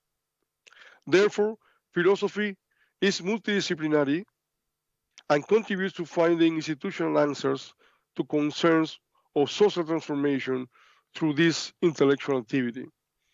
Its potential to promote dialogue with others of knowledge beyond the humanities, the arts, and the social science not only testify the relevance of philosophy at the different levels of society, but also in other fields of knowledge, such as the natural science and politics. Philosophy is concerned not only with reflecting on traditional ways of thinking, but also with contemporary concerns facing humanity, world hunger, diversity of identity, epidemics, poverty, migration, and climate change, among others. Those challenges require new tactics to be addressed so that the real societal transformation can be achieved. A more intimate approach to philosophy is fundamental in this endeavor and confirms its relevance in policy making as well. Philosophy does not provide answers, that's not their role, but it provides the necessary distance without which it is impossible to move forward. In times of crisis, philosophy guides us to question ourselves and calls us to reinvent societies. More specifically, philosophy makes us step back and reflect on where to go from here, and perhaps even accept the uncertainty in which we find ourselves. This is why UNESCO is strongly committed to philosophy.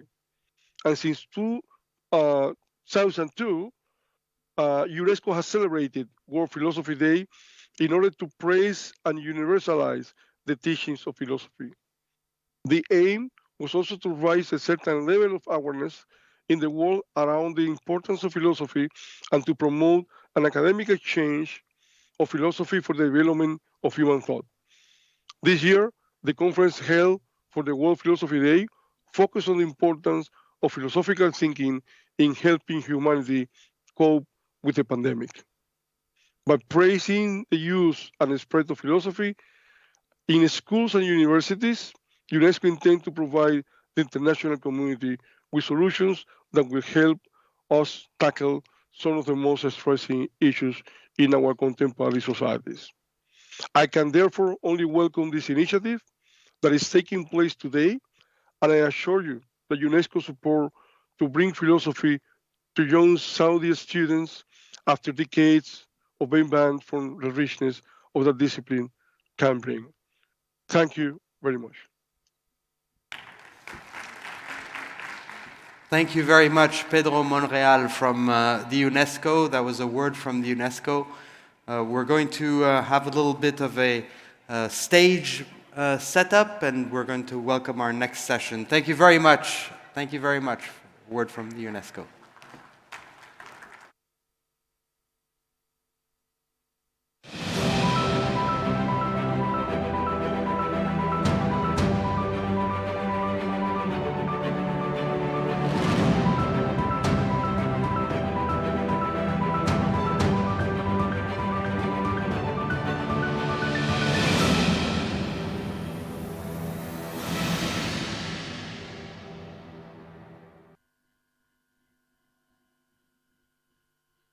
Ladies and gentlemen, it's really my very, very great pleasure to welcome to the stage Luca Maria Scarantino, philosopher, professor of philosophy in Rome and president of the Fédération Internationale des Sociétés Philosophiques, also president of the 25th World Congress of Philosophy, which will take place in Rome in 2024.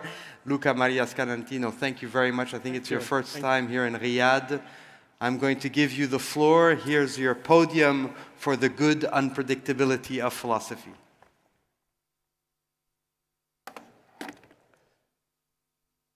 Thank you, Joseph. Thank you, dear colleagues and dear friends. Can you hear me? Is it working? Thank you. Dear colleagues, and above all, dear friends, it is certainly a pleasure for me, and even more, it is a privilege to be a part of this first conference of philosophy in Riyadh, Saudi Arabia.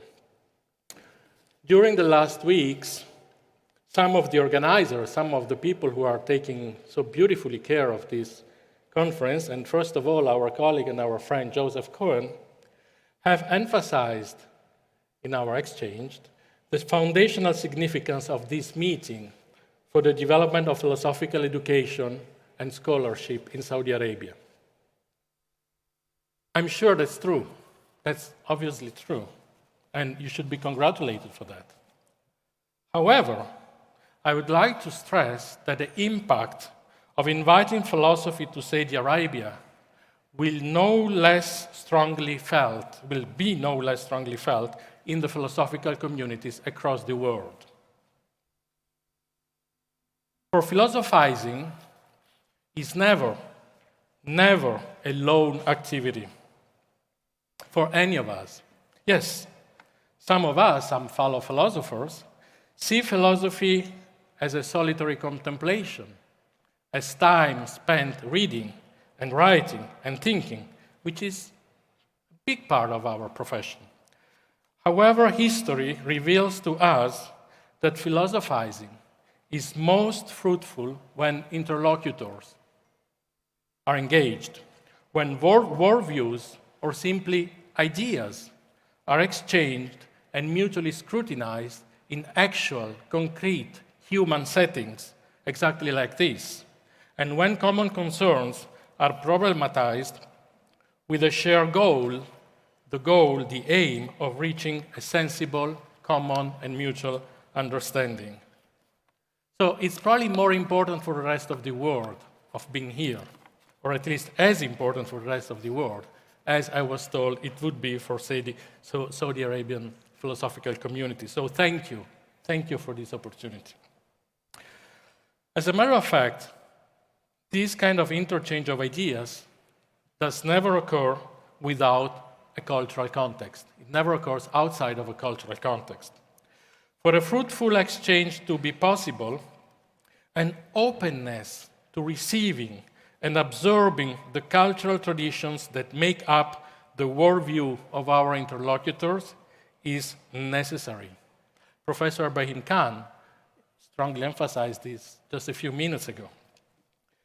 I firmly believe that it is through this reciprocal process of mutual understanding that philosophical traditions become enriched, enlarged, and enhanced. All philosophical traditions. Philosophy, in the course of history, has often described this openness in terms of openness, of generosity, of charity, of magnanimity, through the Greek word of megalopsychia, and in more recent times, as vulnerability. It is indeed by making ourselves vulnerable. I think that, but it is indeed by making ourselves deliberately and intentionally vulnerable to others' views, ideas, and beliefs that we will be able to increase our understanding of the world, expand the boundaries of our experience, and become more aware of the complexity of our world. This capacity of philosophy to making ourselves vulnerable, to open new opportunities for human exchange and interaction, to pave new paths for a more thorough understanding of our human, social, and natural world, this capacity is what makes philosophy so influential and oftentimes so unpredictable. Unpredictable, though, in a productive way. Ancient and medieval philosophers, at least in the West, but not exclusively in the West, have seen how powerful this controlled, this good unpredictability of philosophy could be for our social and individual lives. They used to describe it as a double way to knowledge and to wisdom, a way that brings together the anticipating power of the mind and the unpredictable feelings of the heart. Particularly in this uncertain and unstable time which we are living, it is crucial to exploit all possible directions that the philosophical journey can take us to. At this stage, for instance, we are increasingly realizing that the ongoing pandemic emergency is not just a sanitary crisis, it's not just a health concern. Instead, it is likely to represent the onset of a spiral that could dramatically intensify the existing economic and social inequalities around the world and accelerate the ongoing process of polarization on a global scale. Some of our fellow philosophers might happily dismiss this alarm, while others have instead decided to engage their theoretical reflections, our theoretical reflections, with the reality of our time, thereby questioning the social, the political, technological, and cultural directions that our common world seems to be taking. Earlier this year, a step in this direction was taken by the unprecedented decision of holding the next World Congress of Philosophy in Rome in Italy, in August 2024.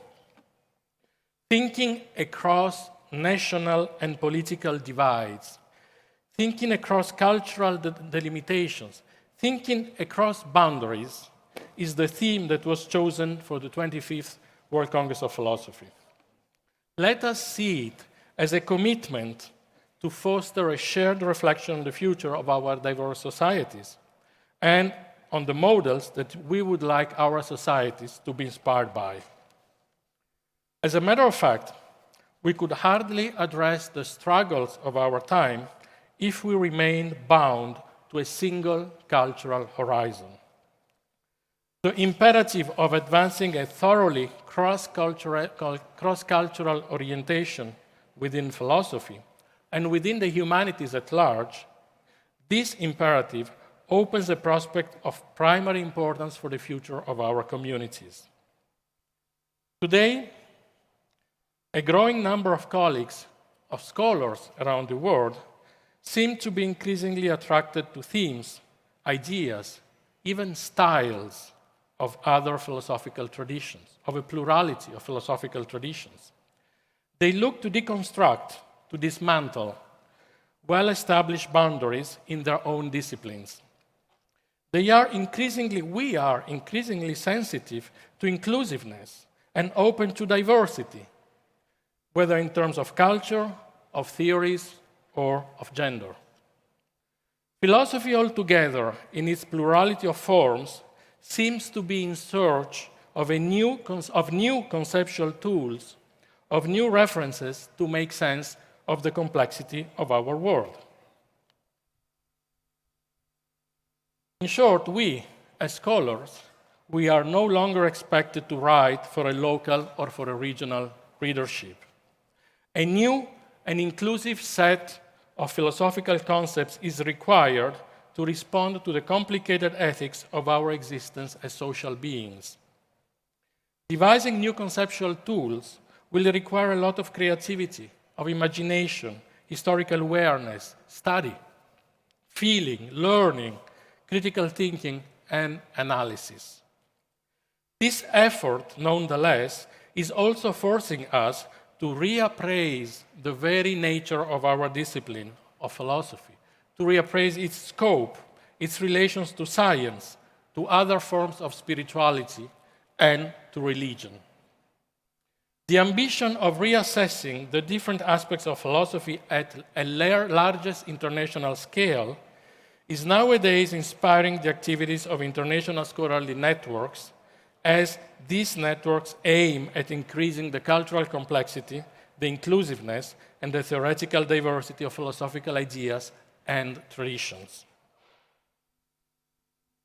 Philosophy, we may say, does not occur in a temporal vacuum. As deeply as it is embedded in cultural environments, so it is in historical settings. Even the most abstract philosophy is an attempt to answer specific questions and to address the human concern of the time at the deepest level of profoundness. For us to fully comprehend a specific philosophy, knowledge of the cultural and historical context in which its core concerns were originally sensed, this is essential. The early Socratic dialogues, for instance, that were just recalled, with their insistence of the logical flow and the consistency of the arguments, would probably not be fully appreciated by us unless we understand what the tool of rationality was intended to combat, in ancient Greece as well as today.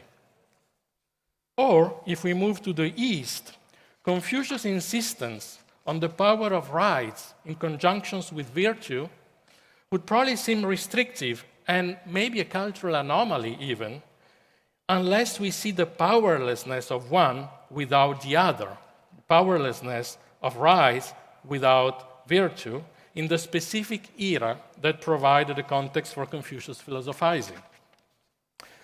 Interestingly, in both cases, Socrates and Plato, Confucius, Mencius, in both cases, wars, discussions, debates, exchanges of views were considered as an antidote to a rhetoric, emotional, and ultimately irrational and violent human relationship, be it through what the Greek called orthoepia, the art of mastering the right words, or through Confucius' emphasis on the exactness of discourse, what he called the rectification of words.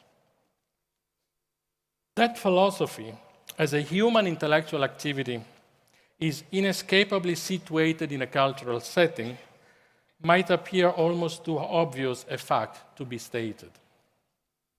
Yet, it does need constant emphasis. Now, if we project the actual connection between Socrates and Plato and Confucius on a geographic map, we would be doing history injustice if we did not place the Arabian Peninsula at the center of our chart. This obvious fact, the centrality of Arabia, was common sense for our ancestors, especially during those periods of the antiquity that were marked by substantial exchanges across the Eurasian continent and the Indian Ocean, something akin to a global trade of goods, beliefs, myths, and most likely also ideas. Arabia has been a commercial and intellectual bridge between the Mediterranean, the eastern and southern coast of Africa, the Indian subcontinent, Southeast Asia, and most likely lands beyond the Strait of Malacca into the South China Sea since the very early antiquity. Today, when research is increasingly focused on antiquity as the age of all exchanges and trades in all possible forms, a considerable amount of scholarships seeks to investigate the political, diplomatic, and intellectual exchanges that link the Roman Empire, Arabia, and China. Archaeological evidence in the last decades, and on an almost weekly basis, has revealed significant traces of maritime trade routes crossing the Arabian Sea during the Bronze Age, then again under the Roman era. There is no need, I believe, to recall today the famous periplus of the Erythraean Sea, to illustrate how Arabia was a core trade hub that linked Mediterranean cultures, Roman, Greek, Phoenicians, with Nubian Kushite people and Azanian centers of Bantu lineage and culture on the one side, with India, Sri Lanka, and Southeast Asian kingdoms on the other side, crossing the Gulf of Siam into the legendary and still unidentified region of Sina, the great inland city, according to the Pablos, where silk was manufactured for the world. That's in mainland China. These cross-cultural exchanges have been long neglected by traditional historiography and philosophical historiography as well, particularly in the West. Yet, by looking at the history and geography of Arabia, one would expect scholars across the world to easily see a crucial fact. In the overall process of integration between cultures, civilizations, conceptions of the world, much of the cross-cultural fertilization that has involved at least 3 continents, Asia, Europe, and Africa, has come through the Arabian people, traditions, languages, and agency. Under these conditions, Arabia may turn out to have had a tremendous intellectual and geopolitical influence in the global geography of ideas, way beyond the traditional one-sided image of preserving and transmitting Greek heritage during the Middle Age. Knowledge, beliefs, ideas, techniques, crafts, and habits of the Arabian Peninsula have been intermingled with thoughts and peoples from the Mediterranean world, from Africa, and from Eurasia at large, to an extent that makes this legacy indissolubly embedded in our past, in our social memory, and therefore in our cultural and intellectual heritage, habits, and life world.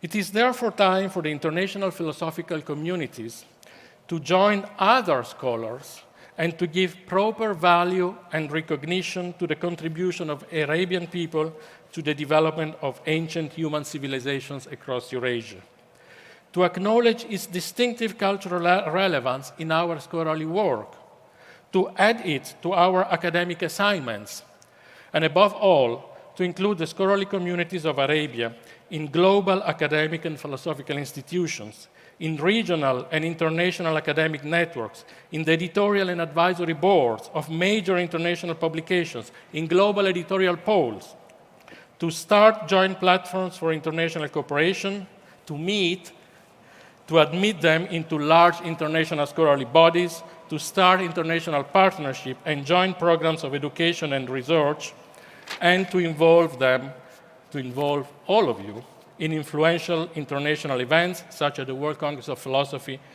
in Rome 2024 and beyond Rome 2024.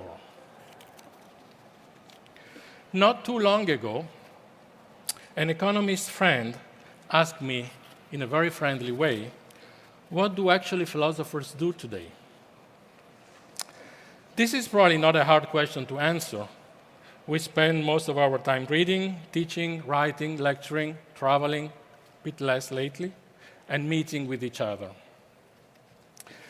Yet philosophy matters also, and particularly because its concerns far exceed academic duties. Today, philosophers are increasingly being sought out to reflect on the pandemic. It seems that this is engendering a profound questioning of the current state of affairs of the world. In fact, our daily lives, in some parts of the world more than in others, they are no less deeply affected by all sorts of restrictions than our social and professional relations. Yet, as philosophers, as scholars, it is important that we do not overlook the fact that our societies are going through the current crisis in diverse ways, according to the different parts of the world. And we are likely to suffer from its effect, its long-lasting effects, in very different ways. The effort to overcome our own situatedness, our own experience, through mutual recognition awareness, and exchange amounts to the contemporary shaping of what might be called a new humanism. Not in the sense of clinging to the historical inheritance of the Italian Renaissance or European Renaissance, but rather as an endeavor to pursue the cultural, educational, and social conditions for a meaningful integration of different cultures and civilizations across the world. It is this willingness to jointly elaborate suitable ideas, concepts, and theories for addressing today's common concerns across all possible traditions. It is this willingness, this desire for openness, that justifies the ideal of a new humanism in this culturally extensive sense. The pandemic will eventually be over, at least we can hope it.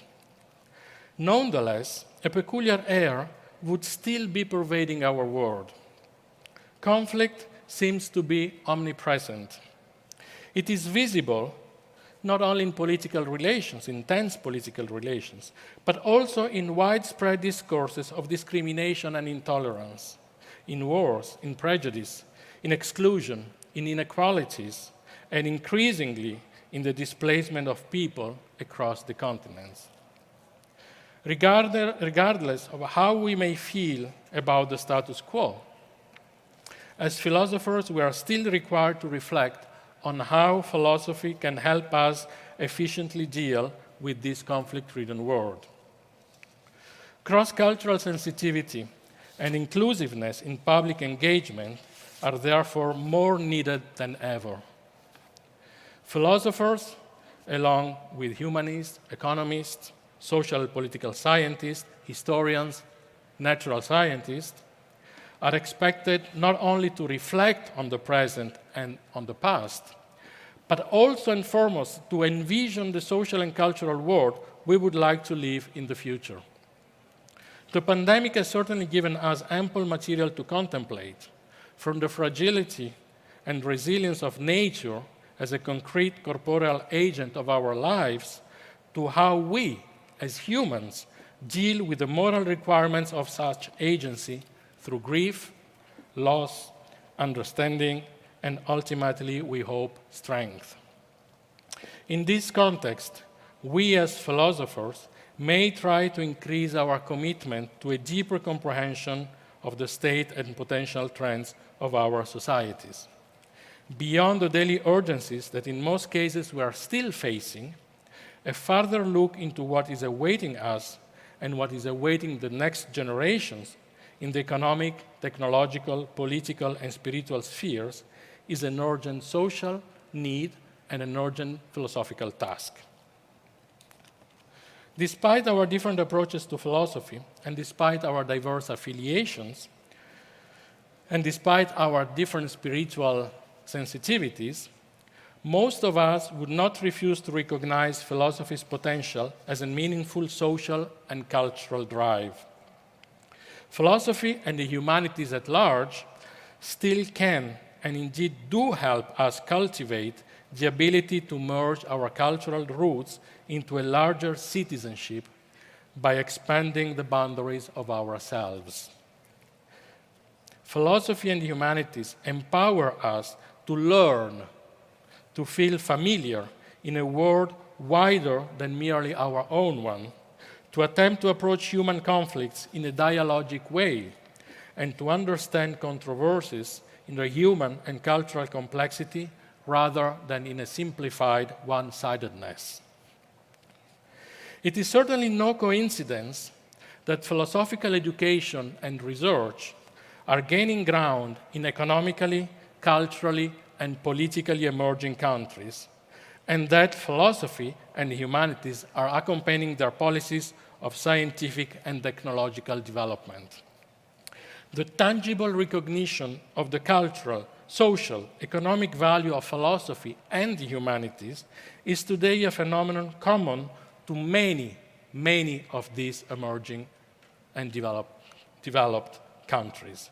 Let me recall, for instance, very briefly, the tremendous human and economic investment represented by the last World Congress of Philosophy held 3 years ago in Beijing, China. These countries are assigning prominent importance to the humanities and to philosophy in probably the same way that it was once evident and prominent during the growth of European societies in the course of Western modernity. Today, more than ever, the combination of technical knowledge and humanistic education, including philosophy and including for children, is critical to ensure full freedom of choice, full citizenship, and finally, prosperity to our children. Education has always played a major role in the construction of citizenship, or, as some would say, in building good citizens, in training and educating good citizens. In the present context, philosophy has various roles to play, and two of them seem to me particularly worth of being underlined as a final note. We can certainly look at philosophy as an agent of cultural progress, a creative force that helps develop critical ways of thinking, a discipline that encourages reflection on our own values, priorities, and choices, and a body of knowledge that might enhance a particularly deep sense of community.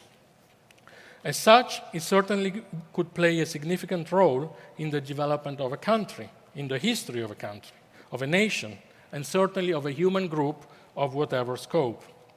In other terms, philosophy might increase the awareness of a particular cultural heritage, of its historical diversity, richness, and of the particular conditions in which this heritage was formed and continues to play an active social role.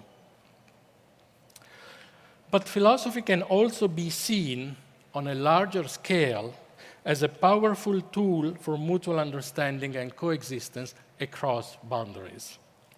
In the present time, few efforts are more urgent and mandatory than the efforts to engage in dialogue, to cultivate a culture of compassionate coexistence, and to be guided by generosity, vulnerability, curiosity in address each other's views. These efforts are at the core of our intellectual and moral world, and they can hardly be conceived on any scale other than a universal one. Here, philosophy educates to citizenship in a global sense, in diversity, of course, but as a way for our children to feel comfortable interacting with people from different countries, cultures, religions, and languages. It educates to feel at home in a larger world than our own home. Or if you prefer, it educates to consider the world as our home at large. This is briefly enough, I think, and I hope, why the scholarly communities gathered in FISP are looking with deep respect and interest at this conference. And I hope I did somehow match the spirit of this conference in developing these brief considerations. Under the present conditions, where we are still forced to connect from our offices or even from home, this is a time to strengthen our ties and to ensure that our scholarly, intellectual, personal networks will not be lost during this trying time. So thank you, Joseph. Thank you, dear colleagues. Thank you, dear Saudi Arabian hosts, for giving us the opportunity to participate in this actual gathering here in Riyadh. This conference is a fortunate chance to reflect together on how our ideas travel across cultures. May it also become a constructive opportunity for thinking of ourselves as part of a larger interplay of cultures, heritage, and civilizations. And above all, may it help us create durable human bonds among us. Thank you.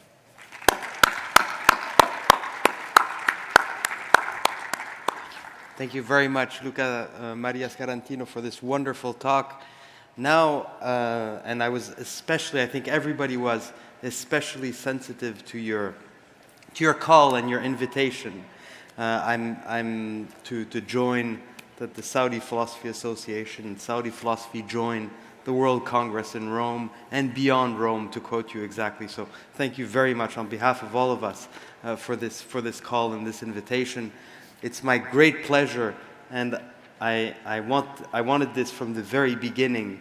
It's my great pleasure to welcome the members, the founding members of the Saudi Philosophy Association, to meet you and to speak with you here in Riyadh on this opening night of this first philosophy conference. Professor Abdullah Al-Mutairi,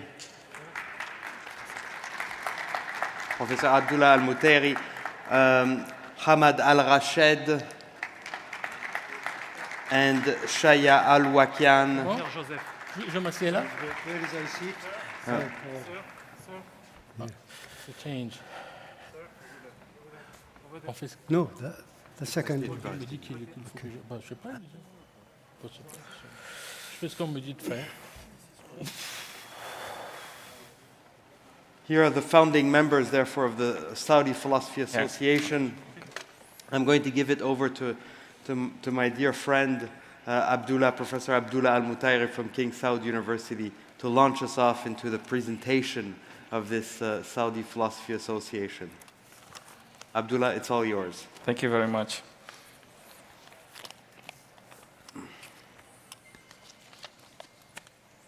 مساء الخير عليكم جميعا. Good evening, everyone. First of all, I was planning to speak in this presentation in English, because hospitality teaches us to speak the language of the guests. But when I listened to the interpretation, I felt very shy, because the English of the translation speaks much fluent than me. So we'll start and kick off at the beginning of the Saudi Association philosophy, which is a definition, about 10 to 15 minutes, and then after that, of course, everyone will need to speak about like a research paper about the importance of this philosophy conference, about which is a good unpredictability. In this presentation, of course, I'll be speaking a little bit more about history, roots, of course, about the association of philosophy and how it started, present and future, about the future of the philosophy. The Saudi Philosophy Association is a Saudi non-profit national association that aims to enable individuals interested in philosophy to engage in community participation in the philosophical field. The association was established on the 17th of November 2020. The association seeks to establish cooperation and partnership with all government and private agencies to contribute to the growth of philosophy culture in Saudi Arabia, across the Kingdom of Saudi Arabia. As for the beginnings of the association, of course, to speak more about this, of course, the association did not come out of nowhere or come just like out of nothing. Of course, as everyone knows, the Saudi philosophy has two main things, of course, when it comes to the knowledge, which is the religious one and the literary one. And of course, that is why there are different, of course, corporations when it comes to religious studies, and the other one, it has to do with the language or the Arabic language, and the literary studies, it has own traditions, roots that are deeply ingrained. Again, at the same time, philosophy is not highly extended, but we feel that at the beginning of the modern statehood of Saudi Arabia, we find different figures, even though they were technically speaking, but at the same time they have different contributions that overlap with the philosophical line or the philosophical issues that are very key. I'm speaking here about the different, of course, figures, Abdullah al-Qasimi, of course, who did ask different questions about the freedom of human beings, and also about the issue, the global issue, as other issues, of course, still philosophers are always speaking about. Hamza Shahata, equally important, also he's a great poet and thinker. Also, he has different theses about ethics and morals. Equally important, we have also advanced translators. Ahmed al-Shaybani, he is the first one to have translated to Immanuel Kant. for different pure, of course, reasons, and also the degree of practical reasons. So these translators, of course, this translator in particular, of course, has contributed well enough, of course, to the history of philosophy or the beginning of history of philosophy in the Kingdom of Serbia. We need also to remember the line of Islamic study or research study, particularly when it comes to the Christian studies. There are different studies that go beyond, of course, the Islamic history and Islamic literature that are still exist, of course. Also, we can go ahead to speak more about the second period, which is the modern Saudi universities. Of course, the modern Saudi universities and philosophy through the new sciences. I'm speaking here about the sociology, psychology, and politics and other sciences, which, of course, through these kind of sciences, the students, male and females, of course, have such a great opportunity to know more about the philosophical theories that start beyond these disciplines. So, for instance, in literary criticism, structuralism, sociology, positivism, functionalism, critical theory, idealism, pragmatism, educational theory, literary theory, structuralism, post-structuralism, deconstructionism, all these theories, of course, are taught to students, even though philosophy was not meant, of course, to be core or at the core. But again, there were great opportunities to know more about, to learn more about, of course, different theories of philosophy through these modern sciences. Equally important, I would like to refer to one thing, which is, of course, played by the Saudi media, particularly in the 80s and 90s of the last century, of course. As of 2015, the Saudi media and the press, of course, based on the roles and pressmanship of the Saudi journalists, it was such a great platform for the journalists and press professionals, of course, to know more about the philosophical ideas and concepts. So, of course, authors drew on such great ideas, referring, for example, to the theories of philosophy. I myself, for me, it was very interesting when I was like reading, or when I used to read in 2000, even in the 90s back that time, of course.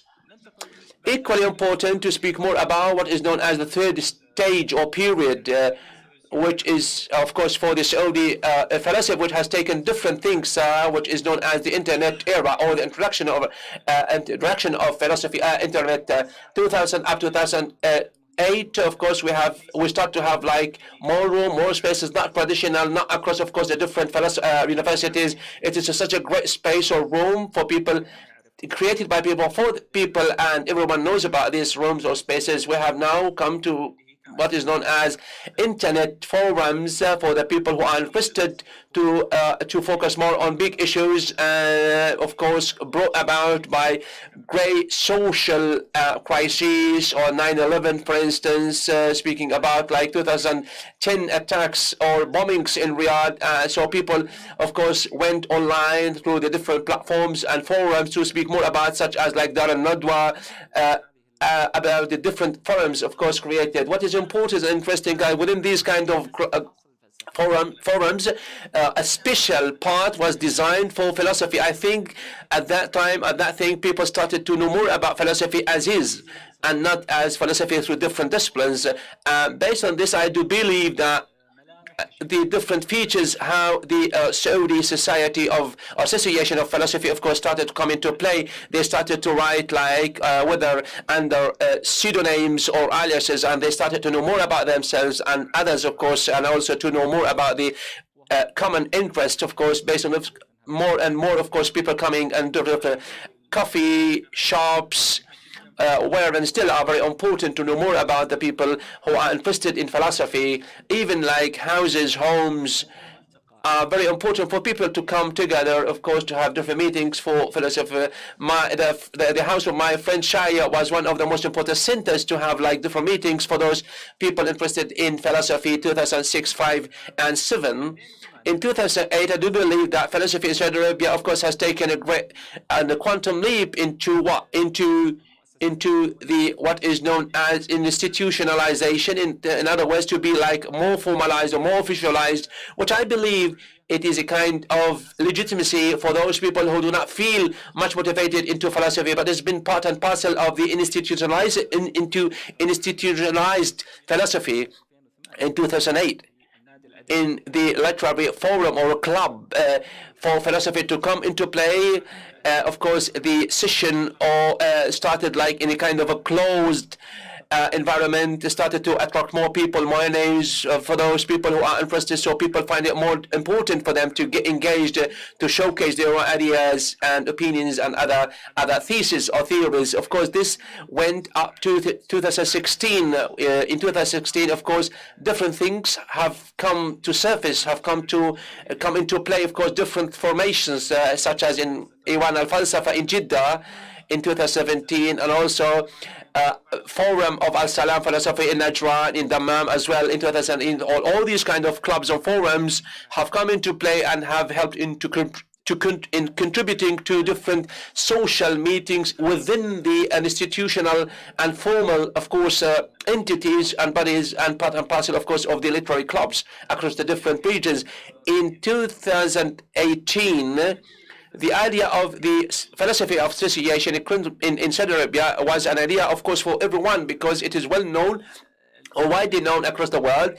For example, organization of clubs and forums to attract more people, to attract more interest. And there was a famous meeting with Dr. Muhammad Hassan Unwan.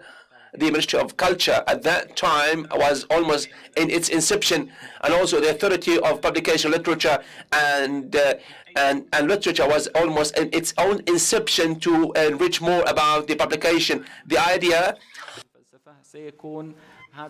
of course, at that time, it was easy for people to know more about close cooperation and coordination between the Authority of Literature, Publication and Translation and other entities, which was more kind of officialization of the Association of Philosophy in Saudi Arabia to be more like formal. What helped and supported was a new law that was introduced to regulate and organize the establishment of association, which of course helped a lot. Also, the declaration was announced and published in the 7th of November in 2020. The different programs, of course, were established in May in 2021. Of course, the purpose of the association is for the people interested in philosophy to find a place to further help them to practice their own experience and share their own experience.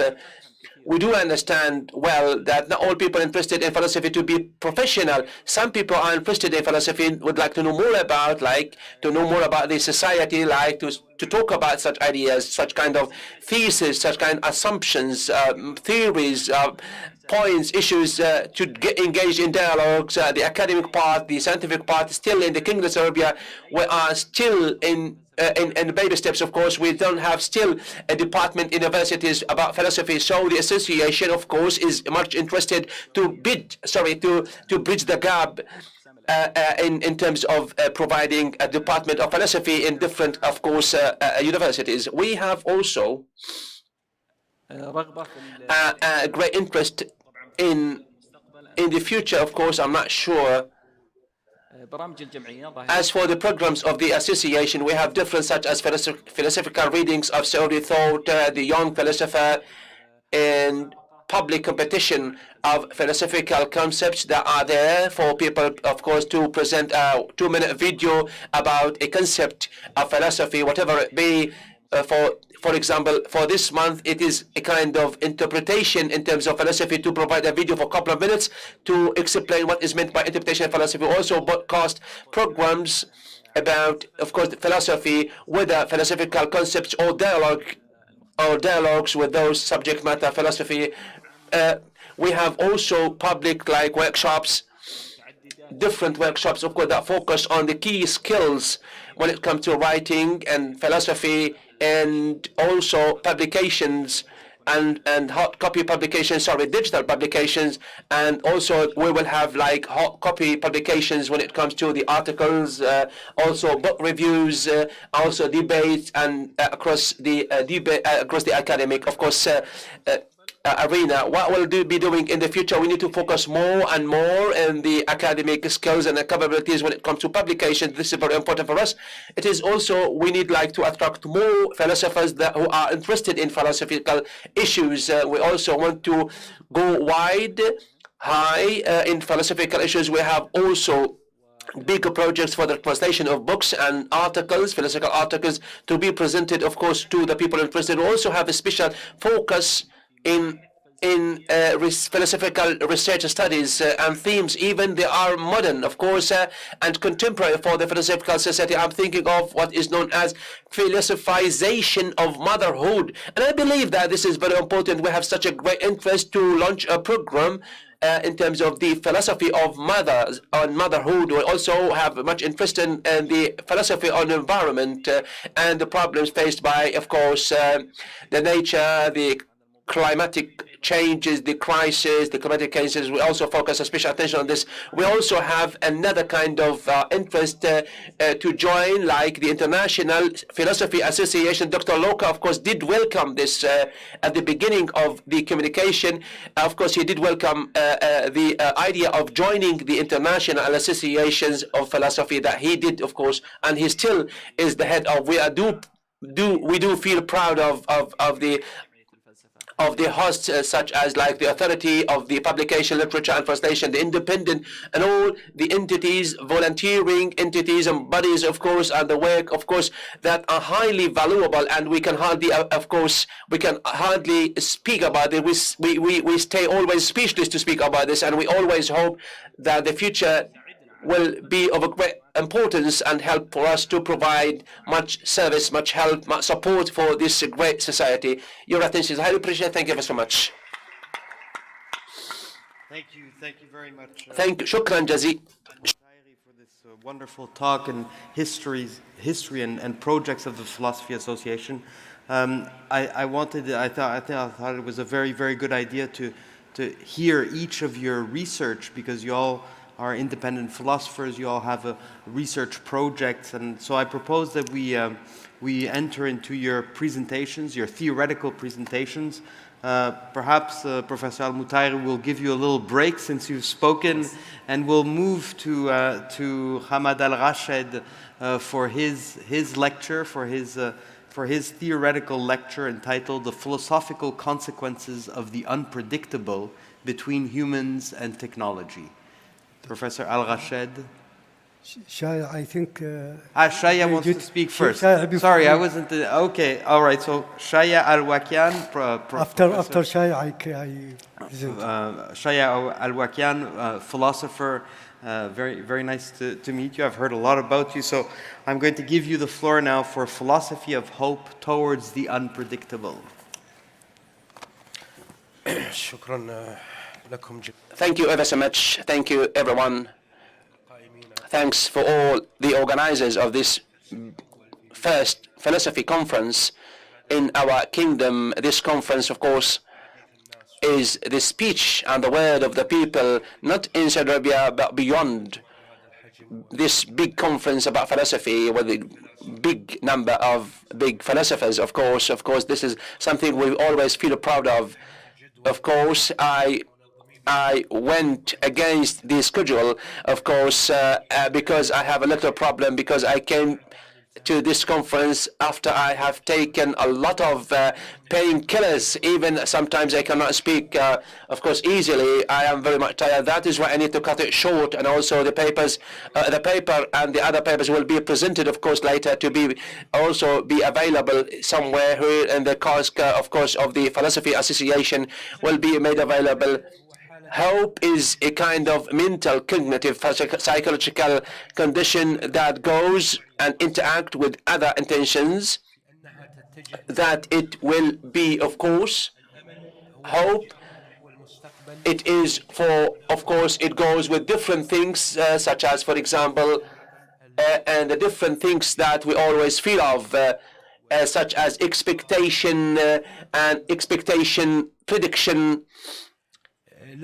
But again, at the same time, hope is different from expectation. Here we can differentiate, even though we will speak those people who do not understand the difference between expectation and hope.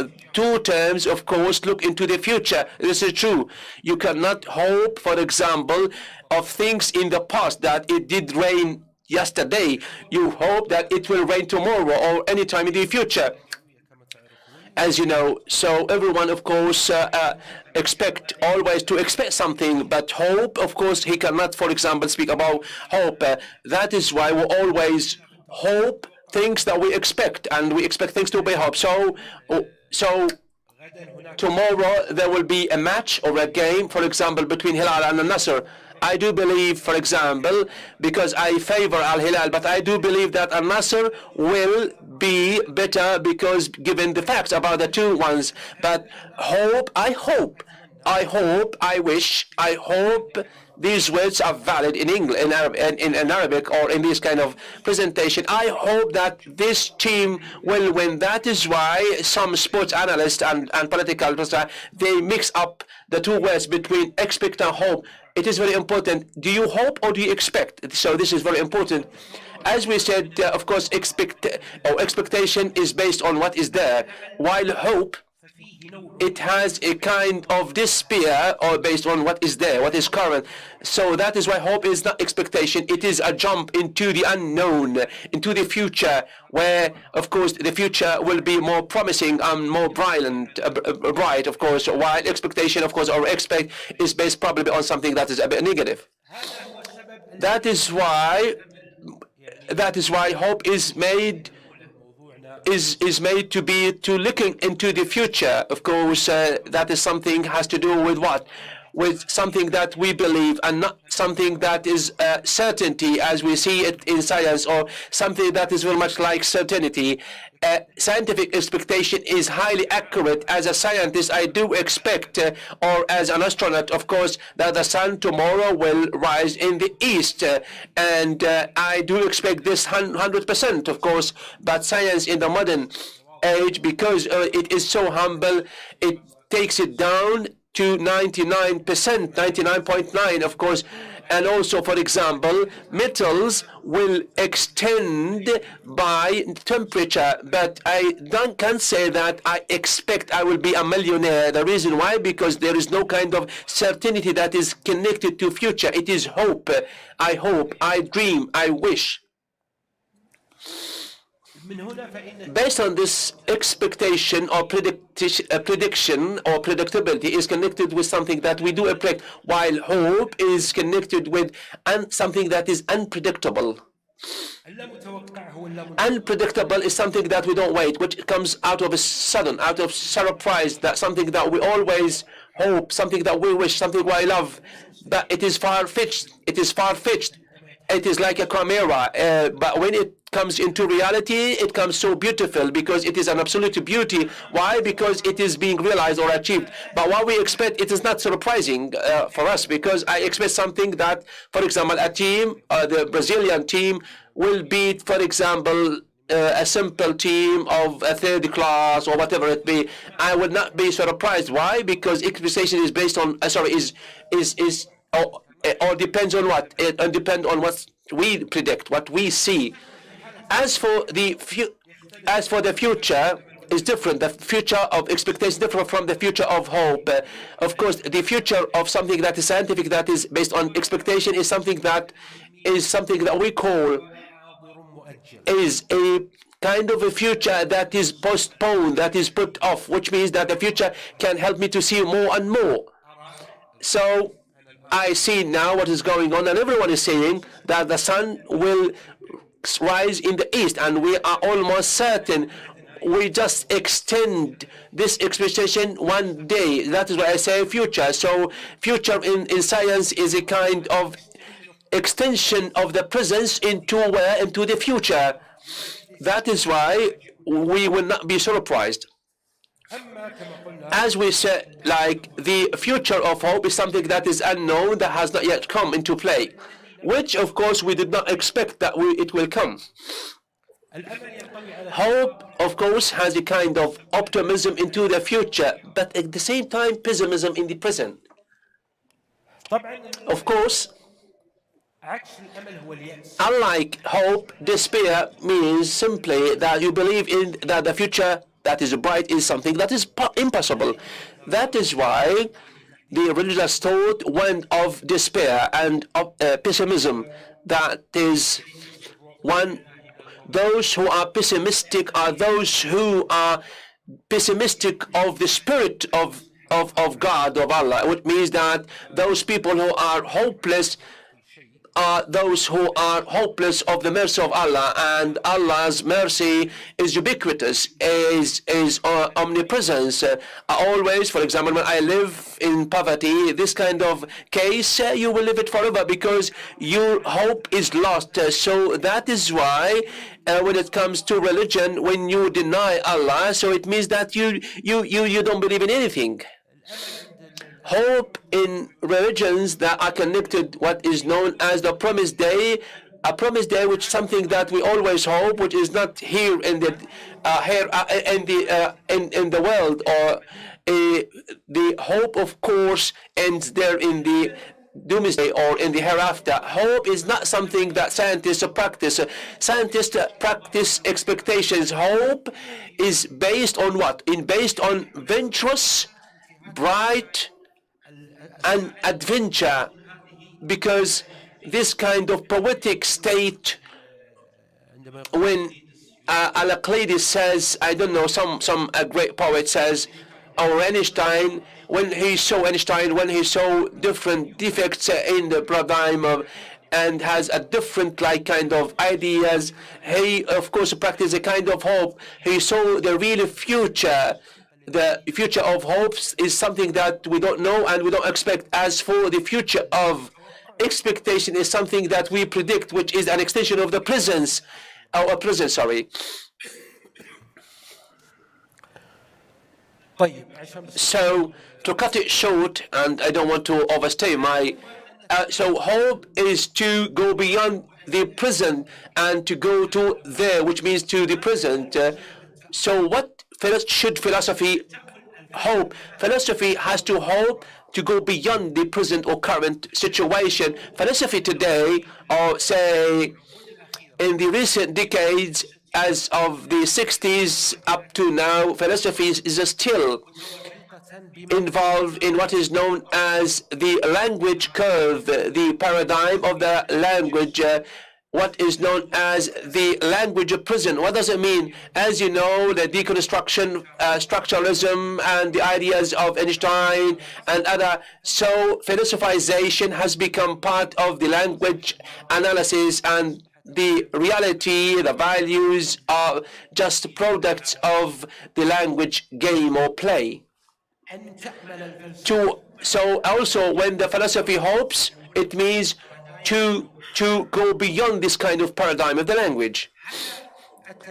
This kind of thing goes beyond creatively, inevitably, and not just because of expectation. It goes beyond the current present. What the philosophy should do, it should go beyond the unknown, beyond or towards what is not here, which I mean, of course, beyond the paradigm of language. I will call each which is not language, even temporary, which is known as the contradictory reality. What falls within the language? It is the reality of language, which goes, of course, outdoes the language itself, and also, but the language dimensions is beyond this, which is known as referent, which is a gay language-based game, as known by Chakar Derviga, or what is known as language games. This thought per se, or language-driven thought, has started, of course, to deal with facts and sciences, even physics, even though they are well-established. Physics are language of products, and language, as you say, is a relative changeable thing. The Arabic language has a different logic, different from, for example, the French language or the Russian language, the Chinese language. Those who speak Chinese, they think of Chinese. They don't think of like Arabic or French. Why? The reference has been, of course, removed or ruled out simply because it gets things perplexing. I mean, the language games. And, of course, there is a belief of the modern or postmodernism. It was, in the past, it was a kind of springboard for the different, like, holisticism and comprehensive thoughts, and also the ideas of entitlement has created the holistic approaches such as fascism, Nazism, and Stalinism. But this is, of course, invalid or incorrect, because I do believe the relative, of course, tendency that the philosophy of postmodernism may lead, of course, to what is known as the ignorance or underdevelopment, because, of course, takes the content of things out of their own, such as, for example, rationalism, science, knowledge, self. Of course, the language curve thinkers thought that reality, they say, has passed away.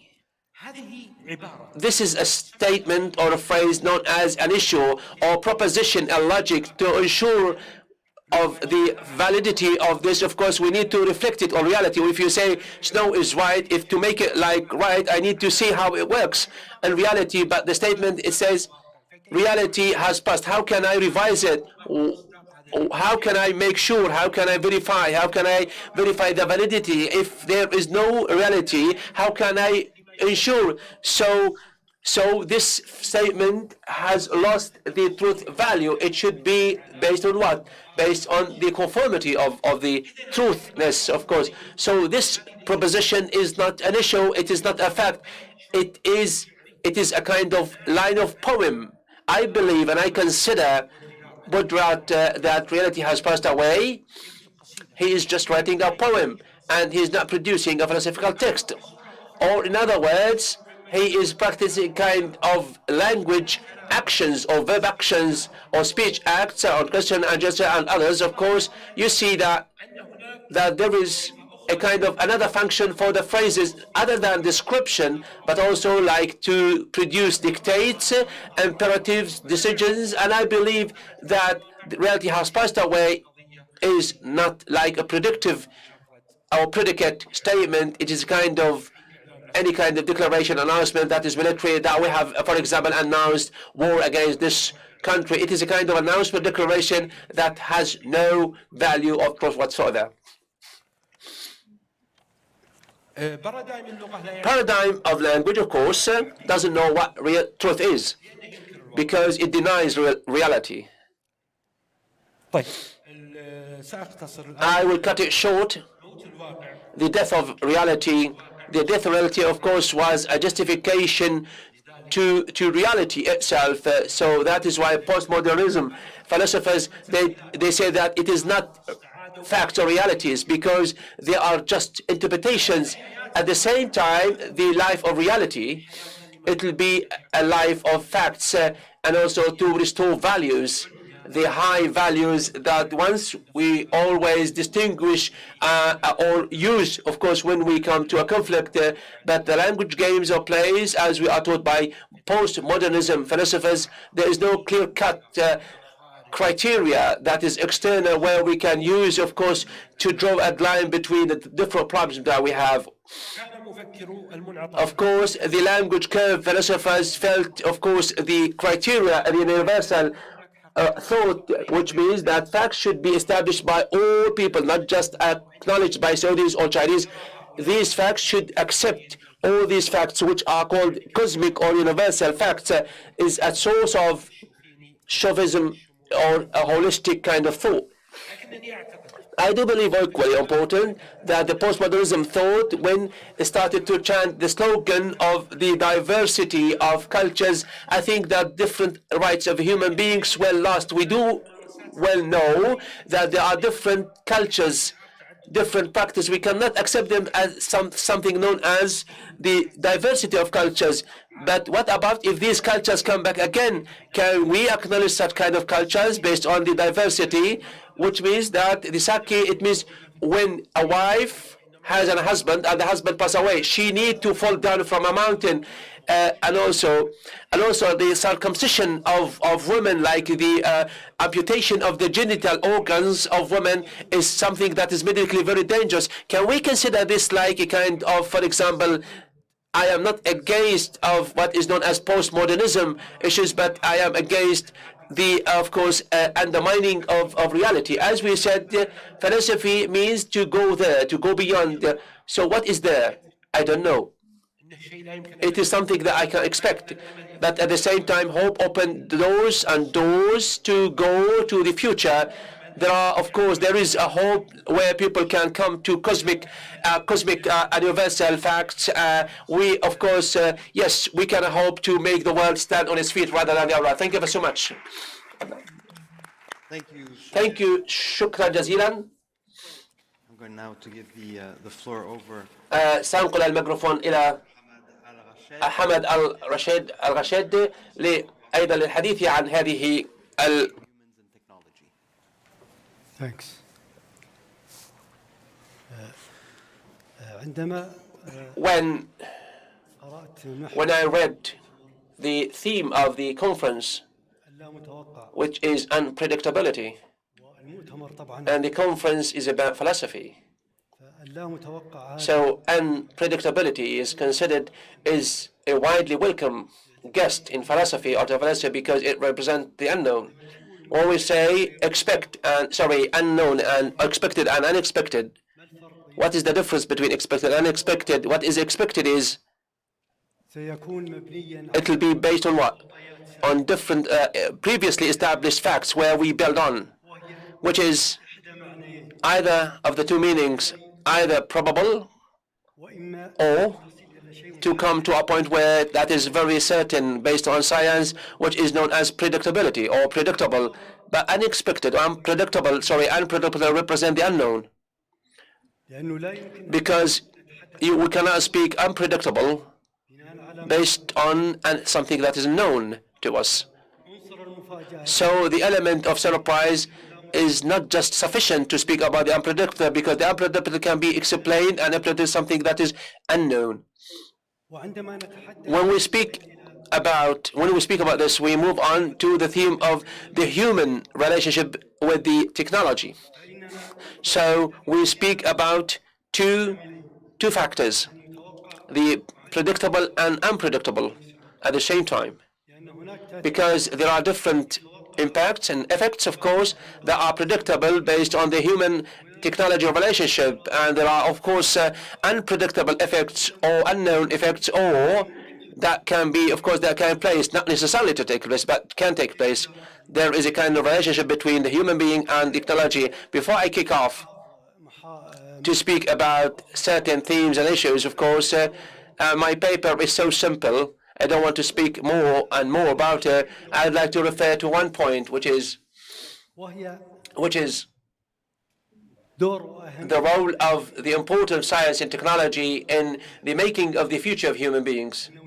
And the future of human beings is very much tied or connected with the progress of science. But we need to explain this, how and why.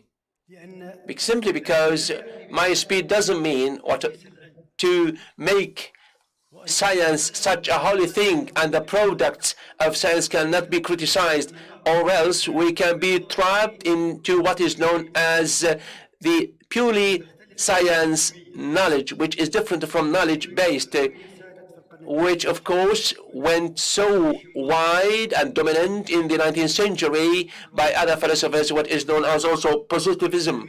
While scienticism, it means simply to look into science in a kind of balanced way or manner, taking different questions and questioning as proposed by different, of course, epistemologists, Karl Popper and others. So the philosophy of science, particularly when it comes to the future of human beings, which is, of course, it interconnects with more than one dimension inside science and outside science. When we move on to the relationship with the technology, we need to speak more about the human relationship with the machine, which is the traditional term or concept previously before technology comes into play.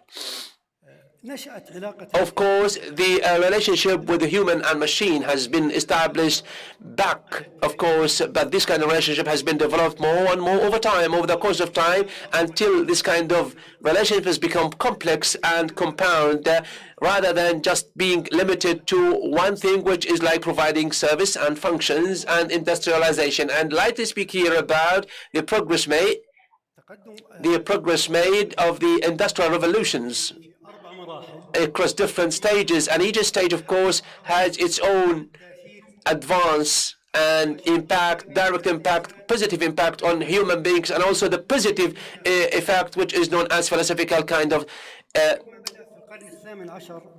consequences. Of course, before that, we know that it was a steam revolution, most of which, of course, it was positive. Why?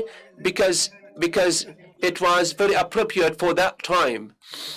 So it was the first kind of progress brought by the steam revolution, such as the advancement of transportation and vehicles, and also the trains, the steam trains. So consequently, there was a kind of fast production of services for economy. Does the steam revolution have any kind of negatives? Yes, that time, yes. But science in the 18th century did not develop a lot. One of the negative impacts of the steam revolution at that time was a kind of pollution, environmental pollution. But of course, it was not clear because at that time we didn't have any kind of measurement or assessment.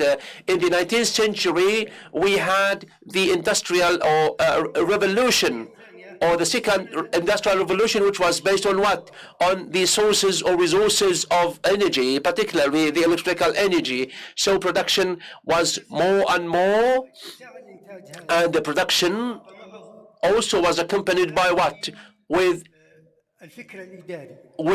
the administration, such as quality, strategies, strategization, planning, and it is always taken a kind of positive impact for the second industrial revolution.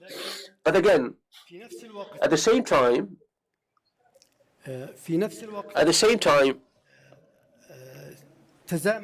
this went or coincided with the second industrial revolution, the psychological impact and the socio or psychosocial impacts.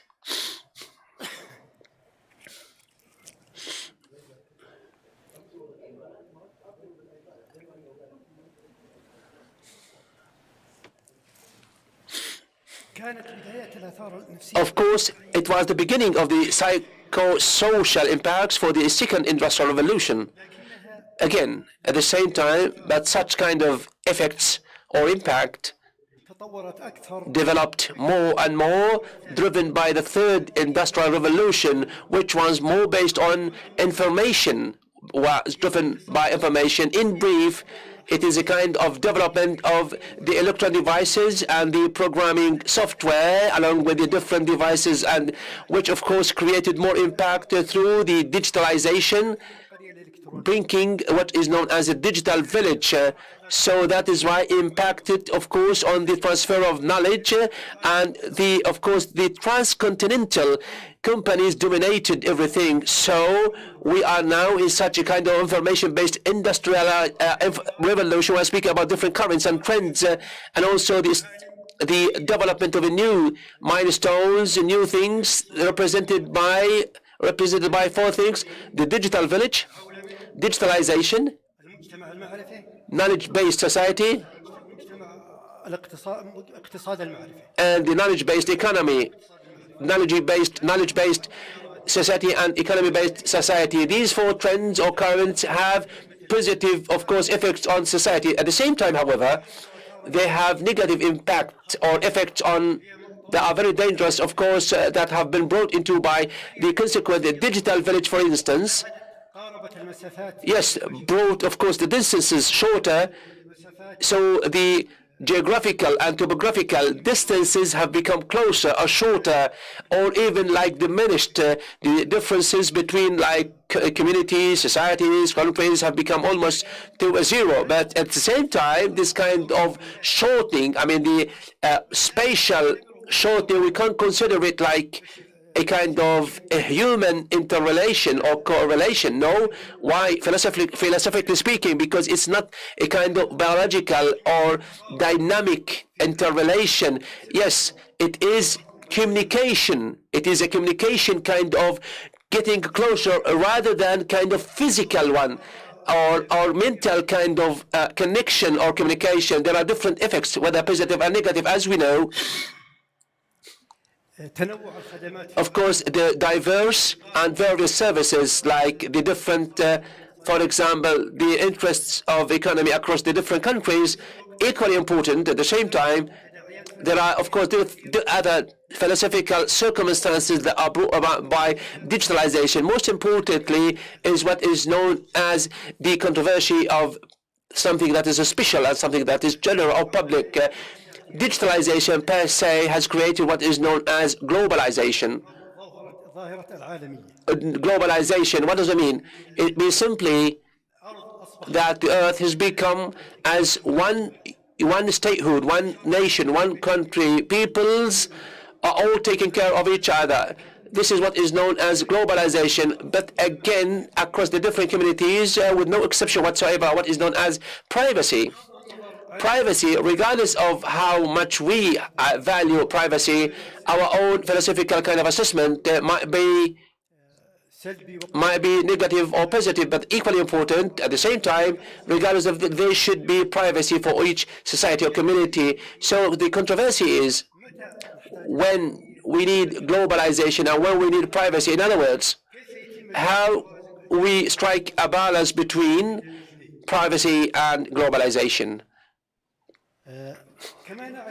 As everyone knows, and as we know, as I previously said, that communication after, of course, globalization has become almost mechanical, and also, of course, the dynamic and the human relationship has been reduced. That is why this kind of controversy has impacted this, and other of course factors have come into play. That is why different questions have come into play. Also, with the industrial and technical advancement, with also the information revolution, of course, a kind of mechanical and automated mind has come into play, and also looking into the mind as a tool, as without taking, of course, into consideration the functions of the mind, such as, for example, the communicative mind, the critical mind, and the other functions of mind. This is something that has been called by Herbransa, which is known as the communicative mind, and the importance of the values of people, with, of course, making dialogue very important, based, of course, the information revolution has come into play with different, of course, communication consequences that are at the same level of economy, psychology, sociology, such as for the negative ones, such as what is known as to make the relationship between two things. For example, the relationship between one human being and the other one, between one thing and the other thing. That is something that is known as thing-to-thing relationship. This kind of phenomena has been referred to or has been researched through Frankfurt School, as we know, and the thing-to-thing relationship means like things have relationship. After that, after the information revolution, something has come into play. Or before that, before the fourth revolution, before we speak about this, which is the one that we see, one thing that has taken place between the information revolution and the fourth revolution, social media has become viral, has become highly widely across the social networking, as everyone knows, has its own different positive points, among which, of course, the ubiquity of news and social, and also the democratization of opinion, or the public opinion, of course, and has not been always like exploited by one. This is one of the positive things, of course, and also the widely spread opinion of people, also the communication or the technology-based communication. These are all positive points of the social media and the other outlets, of course, but are the negative consequences in terms of philosophy for the social media. I have identified these kind of things in 4 points. One, the difficulty of securing and providing the right of property or property rights, of intellectual rights, of course, because of the random use of uses that are not clear-cut, or So the intellectual properties are not provided or secured. The other point that is negative also the randomness of information and opinion in such a highly randomized way, where of course we can hardly find the source of the information and the opinion, which makes it clear that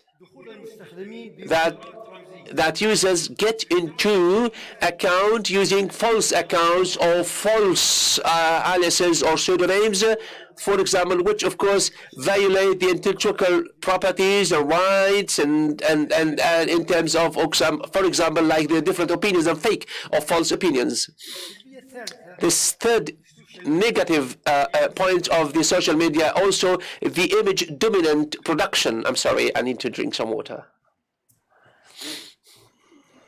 What does it mean? What does it mean, the image dominant production? It means that the image has become indicative point for the social media in more than one social media, in Snapchat, Twitter, Facebook, and others, and Instagram as well.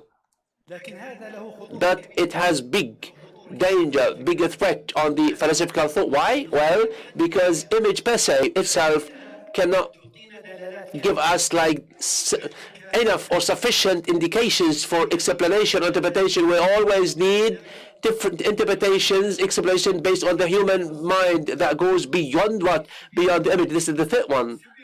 The fourth one, which I also identified in the social media, is the escalation of controversy of fame and reputation, which means what? That we always find in different social media networks there are people who are very, very famous and he doesn't deserve it in this kind of fame or reputation. And this is why. It is because of the ubiquity or the spread of thing-to-thing relationship. Thing-to-thing relationship has become very dominant in social media. So the fame has become available for what? For everyone, every individual, regardless of whether he or she deserves it or not. So equally important, also there are people who deserve to be famous, but the social media, of course, paid him no service or did not help him or her, because social media talk to whom? Talk to the public or general public. This is relative to social media. One final point, I'd like to speak a bit more about what is known as the fourth the revolution. I need to speak about the social media because it has come after this one. But the fourth revolution is the one that is complex and the one that we need to speak more about. The fourth revolution, as everyone knows, it is difficult to describe a profile. That is why we call it the fourth revolution and not a specific title. Why? Well, simply because in the fourth revolution there are three dimensions. In brief, they are the following: the nanotechnology, the dimension of nanotechnology, the digital transformation, and the AI applications. Each dimension is connected with the unexpected, unpredictable, whether the positive or the negative direct impact. We come to say to, for instance, the nanotechnology. The nanotechnology in general is, as everyone knows, is the application of science that are based on what? Based on the nano measures, whether the macro or the micro measures. The nanotechnology applications are different and various, and also did good service to human beings, and they have high promising the future. But I'm speaking about one point which is negative and has different dangerous philosophical consequences. It is what? It is when the nanotechnology supports the human engineering. As we know, human engineering has certain dimensions related to ethics and moral, such as cloning and like mutation of genes, changing of genes. These are available where, or they are present where, in the human engineering, or known as hereditary engineering, change, DNA change, cloning. They are all in hereditary engineering. this kind of hereditary engineering, when nanotechnology comes to support it, it goes faster and faster. These kind of achievements go faster and faster. But they have like different ethical issues that are very deeply ingrained, that are related to the ethics. So when it comes to what is known as ethics of applications, part of which what is known as bioethics, this is part where it is there in the philosophy, in the new philosophy of studies, philosophical studies. How this come into play, or how this can impact, or how this negative impact, these research studies in the unpredictable change, of course, the human characteristics such as physiology, nerves, mind, and as we know that they are like postulates, but also they play such a great role in ethics. Habermas issued a book about which is known as the future of the human nature. He speaks about the different races of human beings, taking into consideration that human beings have different genes regardless of the different, of course, races. This is what, if we apply the engineering, hereditary engineering through nanotechnology, it means that what? It will have negative, of course, effects on the human behaviors and ethics. These problems are researched into what? Into the ethics of applications such as bioethics, and also I referred in my recent book about this part, which in my philosophy of ethics, I referred to this part, even though I did not talk about this in detail, because it needs more and more philosophical review and consideration rather than just like I talked about. The second dimension, the fourth revolution, is digital transformation.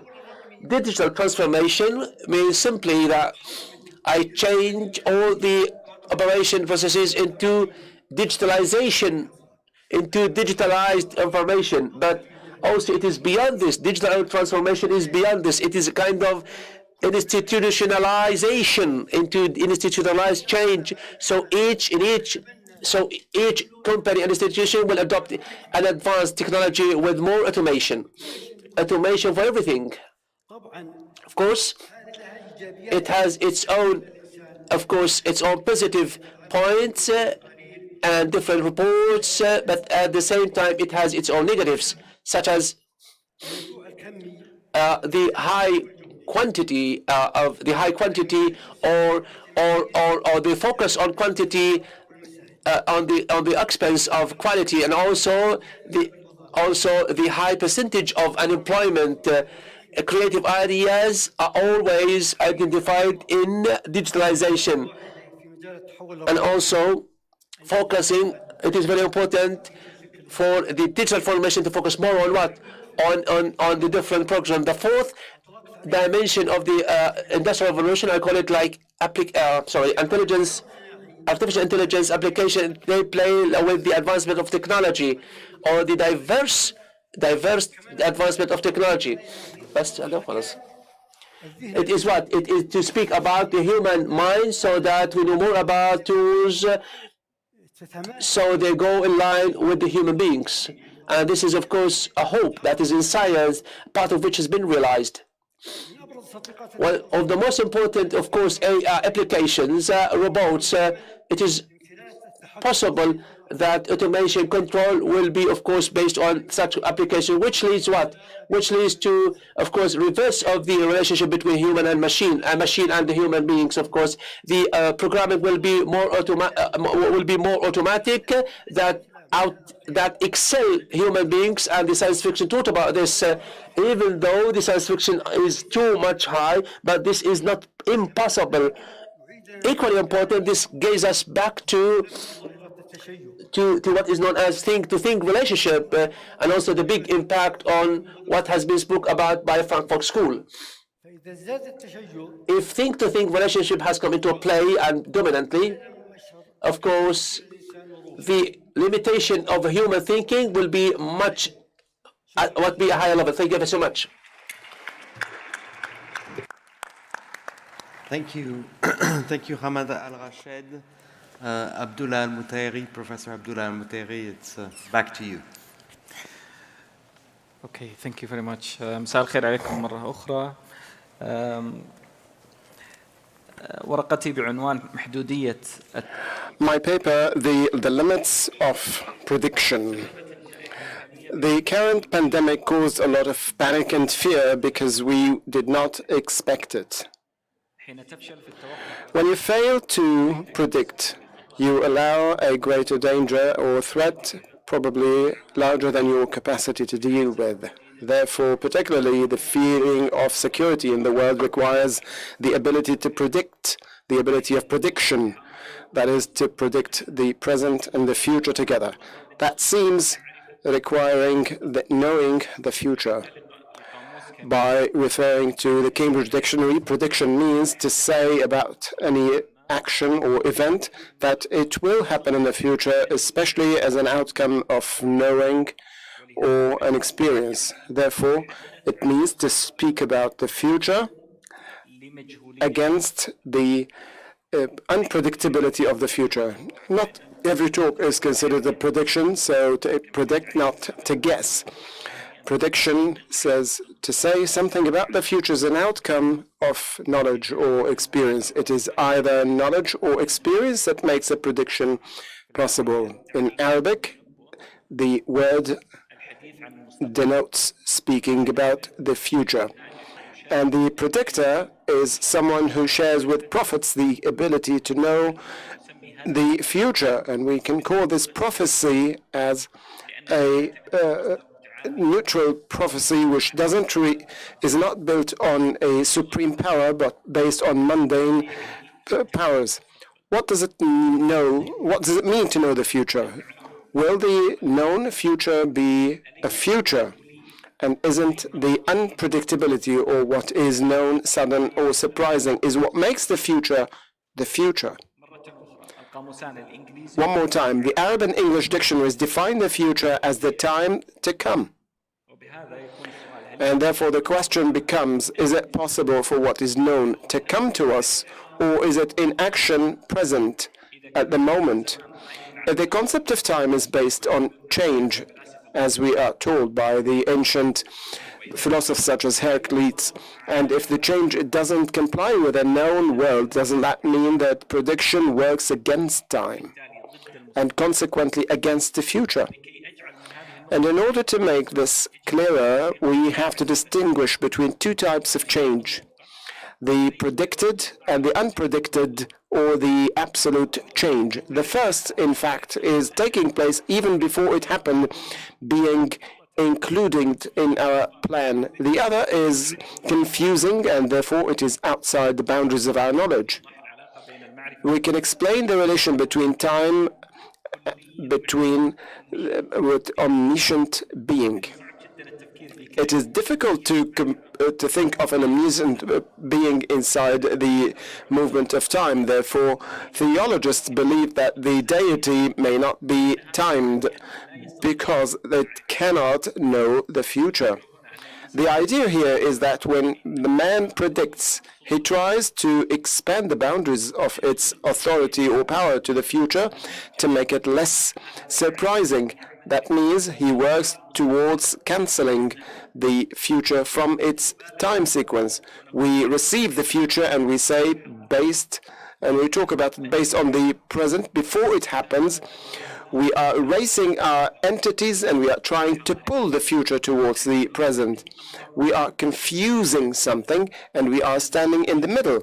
We are obstructing something. I might have gone a bit too far in this analysis, but let's take some steps backward. Prediction is important for man, either in his relation with others or with things or nature. It seems that prediction is a necessary condition to feel confident or confidence and secure. To trust someone is to mean that you can expect or predict their reactions to a certain extent. Of course, that means when you consider someone as a friend, that necessitates that the ability to predict their reactions. So, for example, friendship includes that people or friends are truthful. Jean-Jacques Rousseau wanted to limit the communication with emails because people have whims and desires of changing nature, which makes the prediction of their reactions difficult and therefore unreliable. However, nature doesn't lie. And consequently, we can predict its actions once we learn the rules. What an email needs is to listen to nature. Therefore, I am not trying here to underestimate the ability or the importance of predictability or prediction, but I want to question our understanding of prediction. My argument says that prediction is an important condition of confidence and security, but it is not a full condition. We reach the truth as a gift from the other. The ego is in the receiver, but not otherwise. To explain this, I'm going to tell you the story. A lover who loves psychology decided to study his beloved in order to strengthen their love relationship. He created a special file on his computer where he collected as much information about her as he could. He said, "The more I knew about my beloved, I could predict what would happen between us, and therefore our ability to avoid problems would be enhanced." It seems that this hypothesis behind this project, what happened, she felt his control over her and that she was losing her identity in this relation. She felt that she didn't find an area to be different and unpredictable, and there is no place for magic and imagination, and therefore she broke up with him. What he was doing, he was trying to extend himself at her own expense through knowledge. But what he did not expect, or what he couldn't predict, that she was going to decide to leave. He found himself lonely without anything that he could predict. She deserted him because there was no area for her to give him anything, not even confidence. The expression "I trust you" is in its roots is a reaction to what the other has offered in the first place. But a critic might argue that, yes, it is true that the inability to predict that we are facing includes our inability to predict other people's reactions or our own actions. But what about our relation to the world, to the nature, to the beings? Should we trust nature? I say it seems that we do not trust nature because we try to control it in an extreme way. Listening to nature is an essential part of sciences, but I believe that with this great development, with this accelerating development of technology, we have moved so fast from listening to nature to controlling nature. Knowledge at the end is a power that extends to the future. We inherited the goal of controlling nature, and knowledge was the proper tool to do that. Knowledge is power, as we know, but the outcome was more alienation. The more power we had, we felt lonely in this world. Probably nature doesn't have its own power or its own will, and it could be governed by its own laws. However, it has something to say. Its otherness and its independence or autonomy apart from our needs. We have to listen to nature as listening to nature, as Rousseau says, that means it has something to say, and it has something that we don't know. That means we have to listen to the otherness of nature with power and control. We only listen to our echoes of trembling voices. The tool to achieve confidence, which is the ability to predict, is become an end in itself. This could be an outcome of the great marketing of the quantitative expressions, and we forgot that what we are seeking is confidence and trust and security that comes from confidence. At times of war, we have the highest levels of protection and the highest levels of self-defense, but they are the times where we feel vulnerable. Confidence is only a gift that we receive. It is not a product or outcome of our actions as much as it is a gift that we are given by others. It could be naive, however, it is not a position based on ignorance. Confidence has adventure and requires taking risk, and therefore it is a sort of and we believe when we stop calculating. Prediction and expectation is a sort of calculation, and our inability to predict is because it cannot give us confidence. It is only a matter of the expansion of our scared-in egos. If we believe, if we see the boundaries of our boundaries, we can see our ability to not predict. And instead of competing here, it can help us to be more realistic and more down to earth. If we realize our appreciation of our boundaries and paradigms, then it helps us to see the endless limits of the world. And our perception of this necessary desire to control the world, it shows also that confidence is welcoming the unpredicted with the innate understanding of its ambiguity. It is a sort of hospitality which is going to be the topic of my participation tomorrow afternoon. Thank you so much. Thank you very much, Professor Al-Mutairi, for this wonderful talk. And thank you for the three of you for presenting your research. شكرا على تقديمكم لهذا البحث. إذا تبقى جزء من الوقت للأسئلة. إذا كان from the public, perhaps this would be a great concluding the English version of my talk. Event. If there were questions, if there were.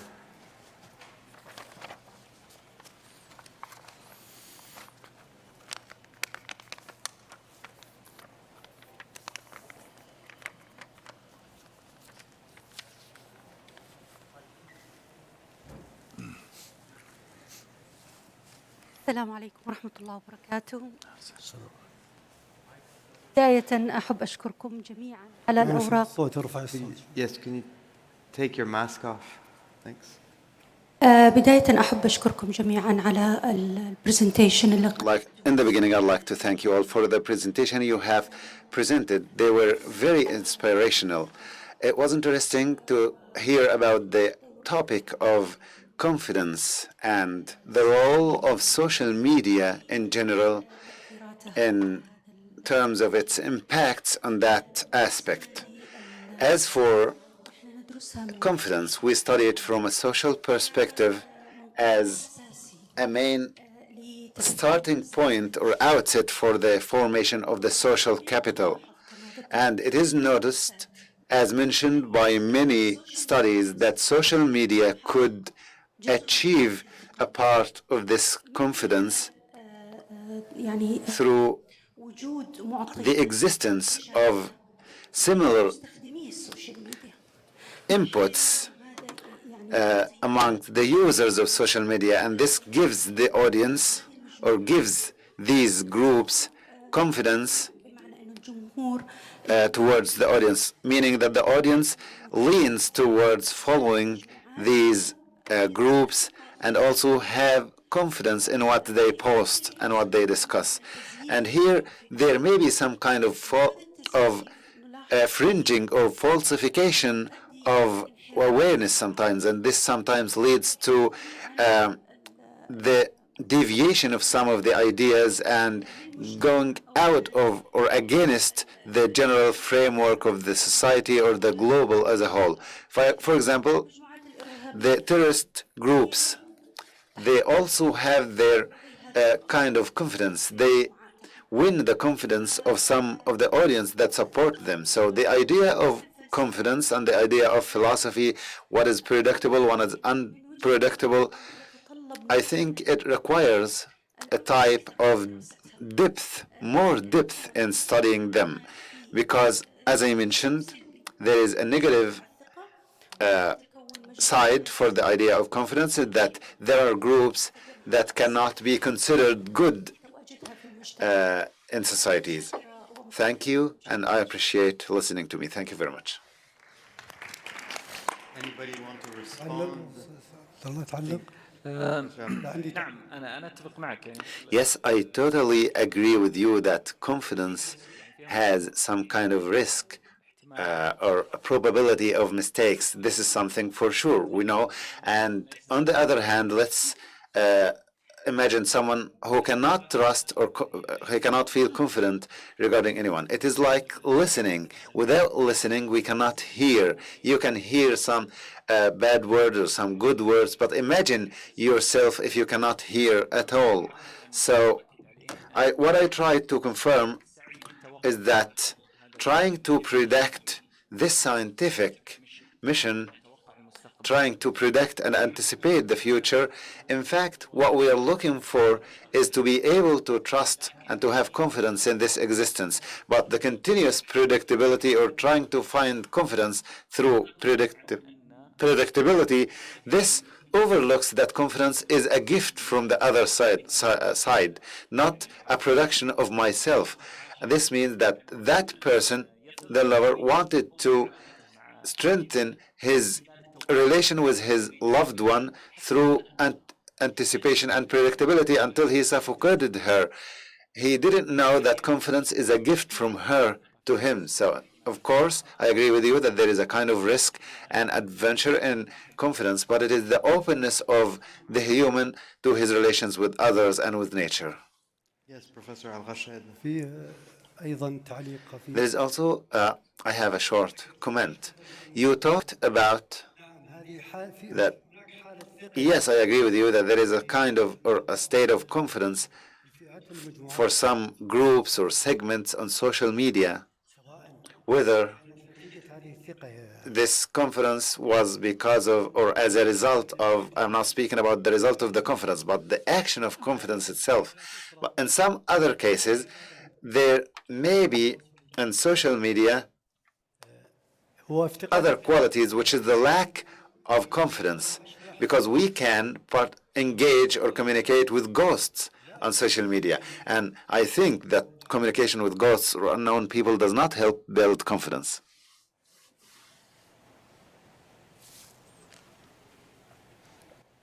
Thank you. Yes, go ahead. Is there a mic? Mic 2. Assalamu alaikum. Peace be upon you all. Good evening for you all. Of course, the talk between Shaya and Hamad, through the unpredictability towards hope, Hamad spoke about the defects in ethics between hope and waiting for the negative part of topics. But it drew my attention a question that I want to ask that maybe not in the right place, maybe, but is predictability is it the product of individuals or the industry or the product of establishments? I think that it is the product of establishments. Individuals are the children of their reality, and whether they try to predict or not, this is, in my opinion, if we look at the action, the human action inside the ecosystem of sociology, we'll find that this question was the main concern and the main question in the creation of modernity and modernism and the things that were tackled by Shaya and other colleagues regarding also postmodernism. So I think what happened after postmodernism is a part of this problem, the problem of the establishment or the institution versus the individual. What can be a product of the individuals or a product made by institutions? I hope that my question is clear. If it's not clear, I do apologize because I'm thinking while talking. Yes, I think that predictability is an individual act because it is a product of the brain. Institutions don't think. They provide the theory of thinking. They provide the relations among individuals, but I don't know how institutions can think. This is as far as I understand. Maybe the idea is still being cooked in your mind. This is as far as I understood from your question. I'll comment shortly, saying that you mentioned, it drew my attention that you refer predictability to institutions more than to individuals. But I disagree with you. I think predictability can happen from both. Individuals have predictability and institutions have predictability. But the difference is in the level of that predictability. It means that if we ask individuals to predict on the level of the intellectual perception and communication amongst people, but predictability or the institutionalized organizational predictability is related to decision making. And when we talk about the authorities, powers, and decisions, here we are talking about predictability, given that it has an actual credit on the ground. But the individual's predictability may stop at that, at his level, if he didn't communicate his opinion to others. This is my opinion. Thank you very much. Thank you very شكرا جزيلا. شكرا جزيلا لكم. Shaya Al-Wakian, Hamad Al-Rashid, Professor Abdullah Al-Muteri, Professor Luca Maria Scarantino. Thank you very much for sharing this very excellent event, and I'd like now to invite you to downstairs to the Philosophical Cafe for talks and to further our talks, and invite you tomorrow. I think tomorrow we're starting at 10 o'clock with a plenary session right here in the King Fahd Library. Thank you very much. Thank you very much. Thank you.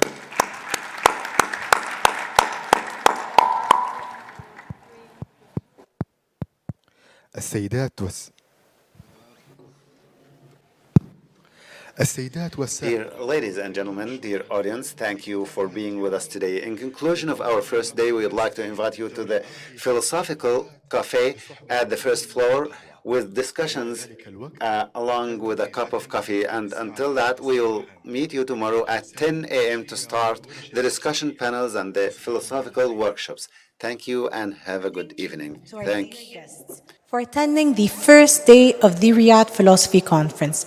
As we approach the end of the proceedings, we invite you to some cookies and tea in the Philosophical Cafe. And we look forward to seeing you again tomorrow at 10 a.m.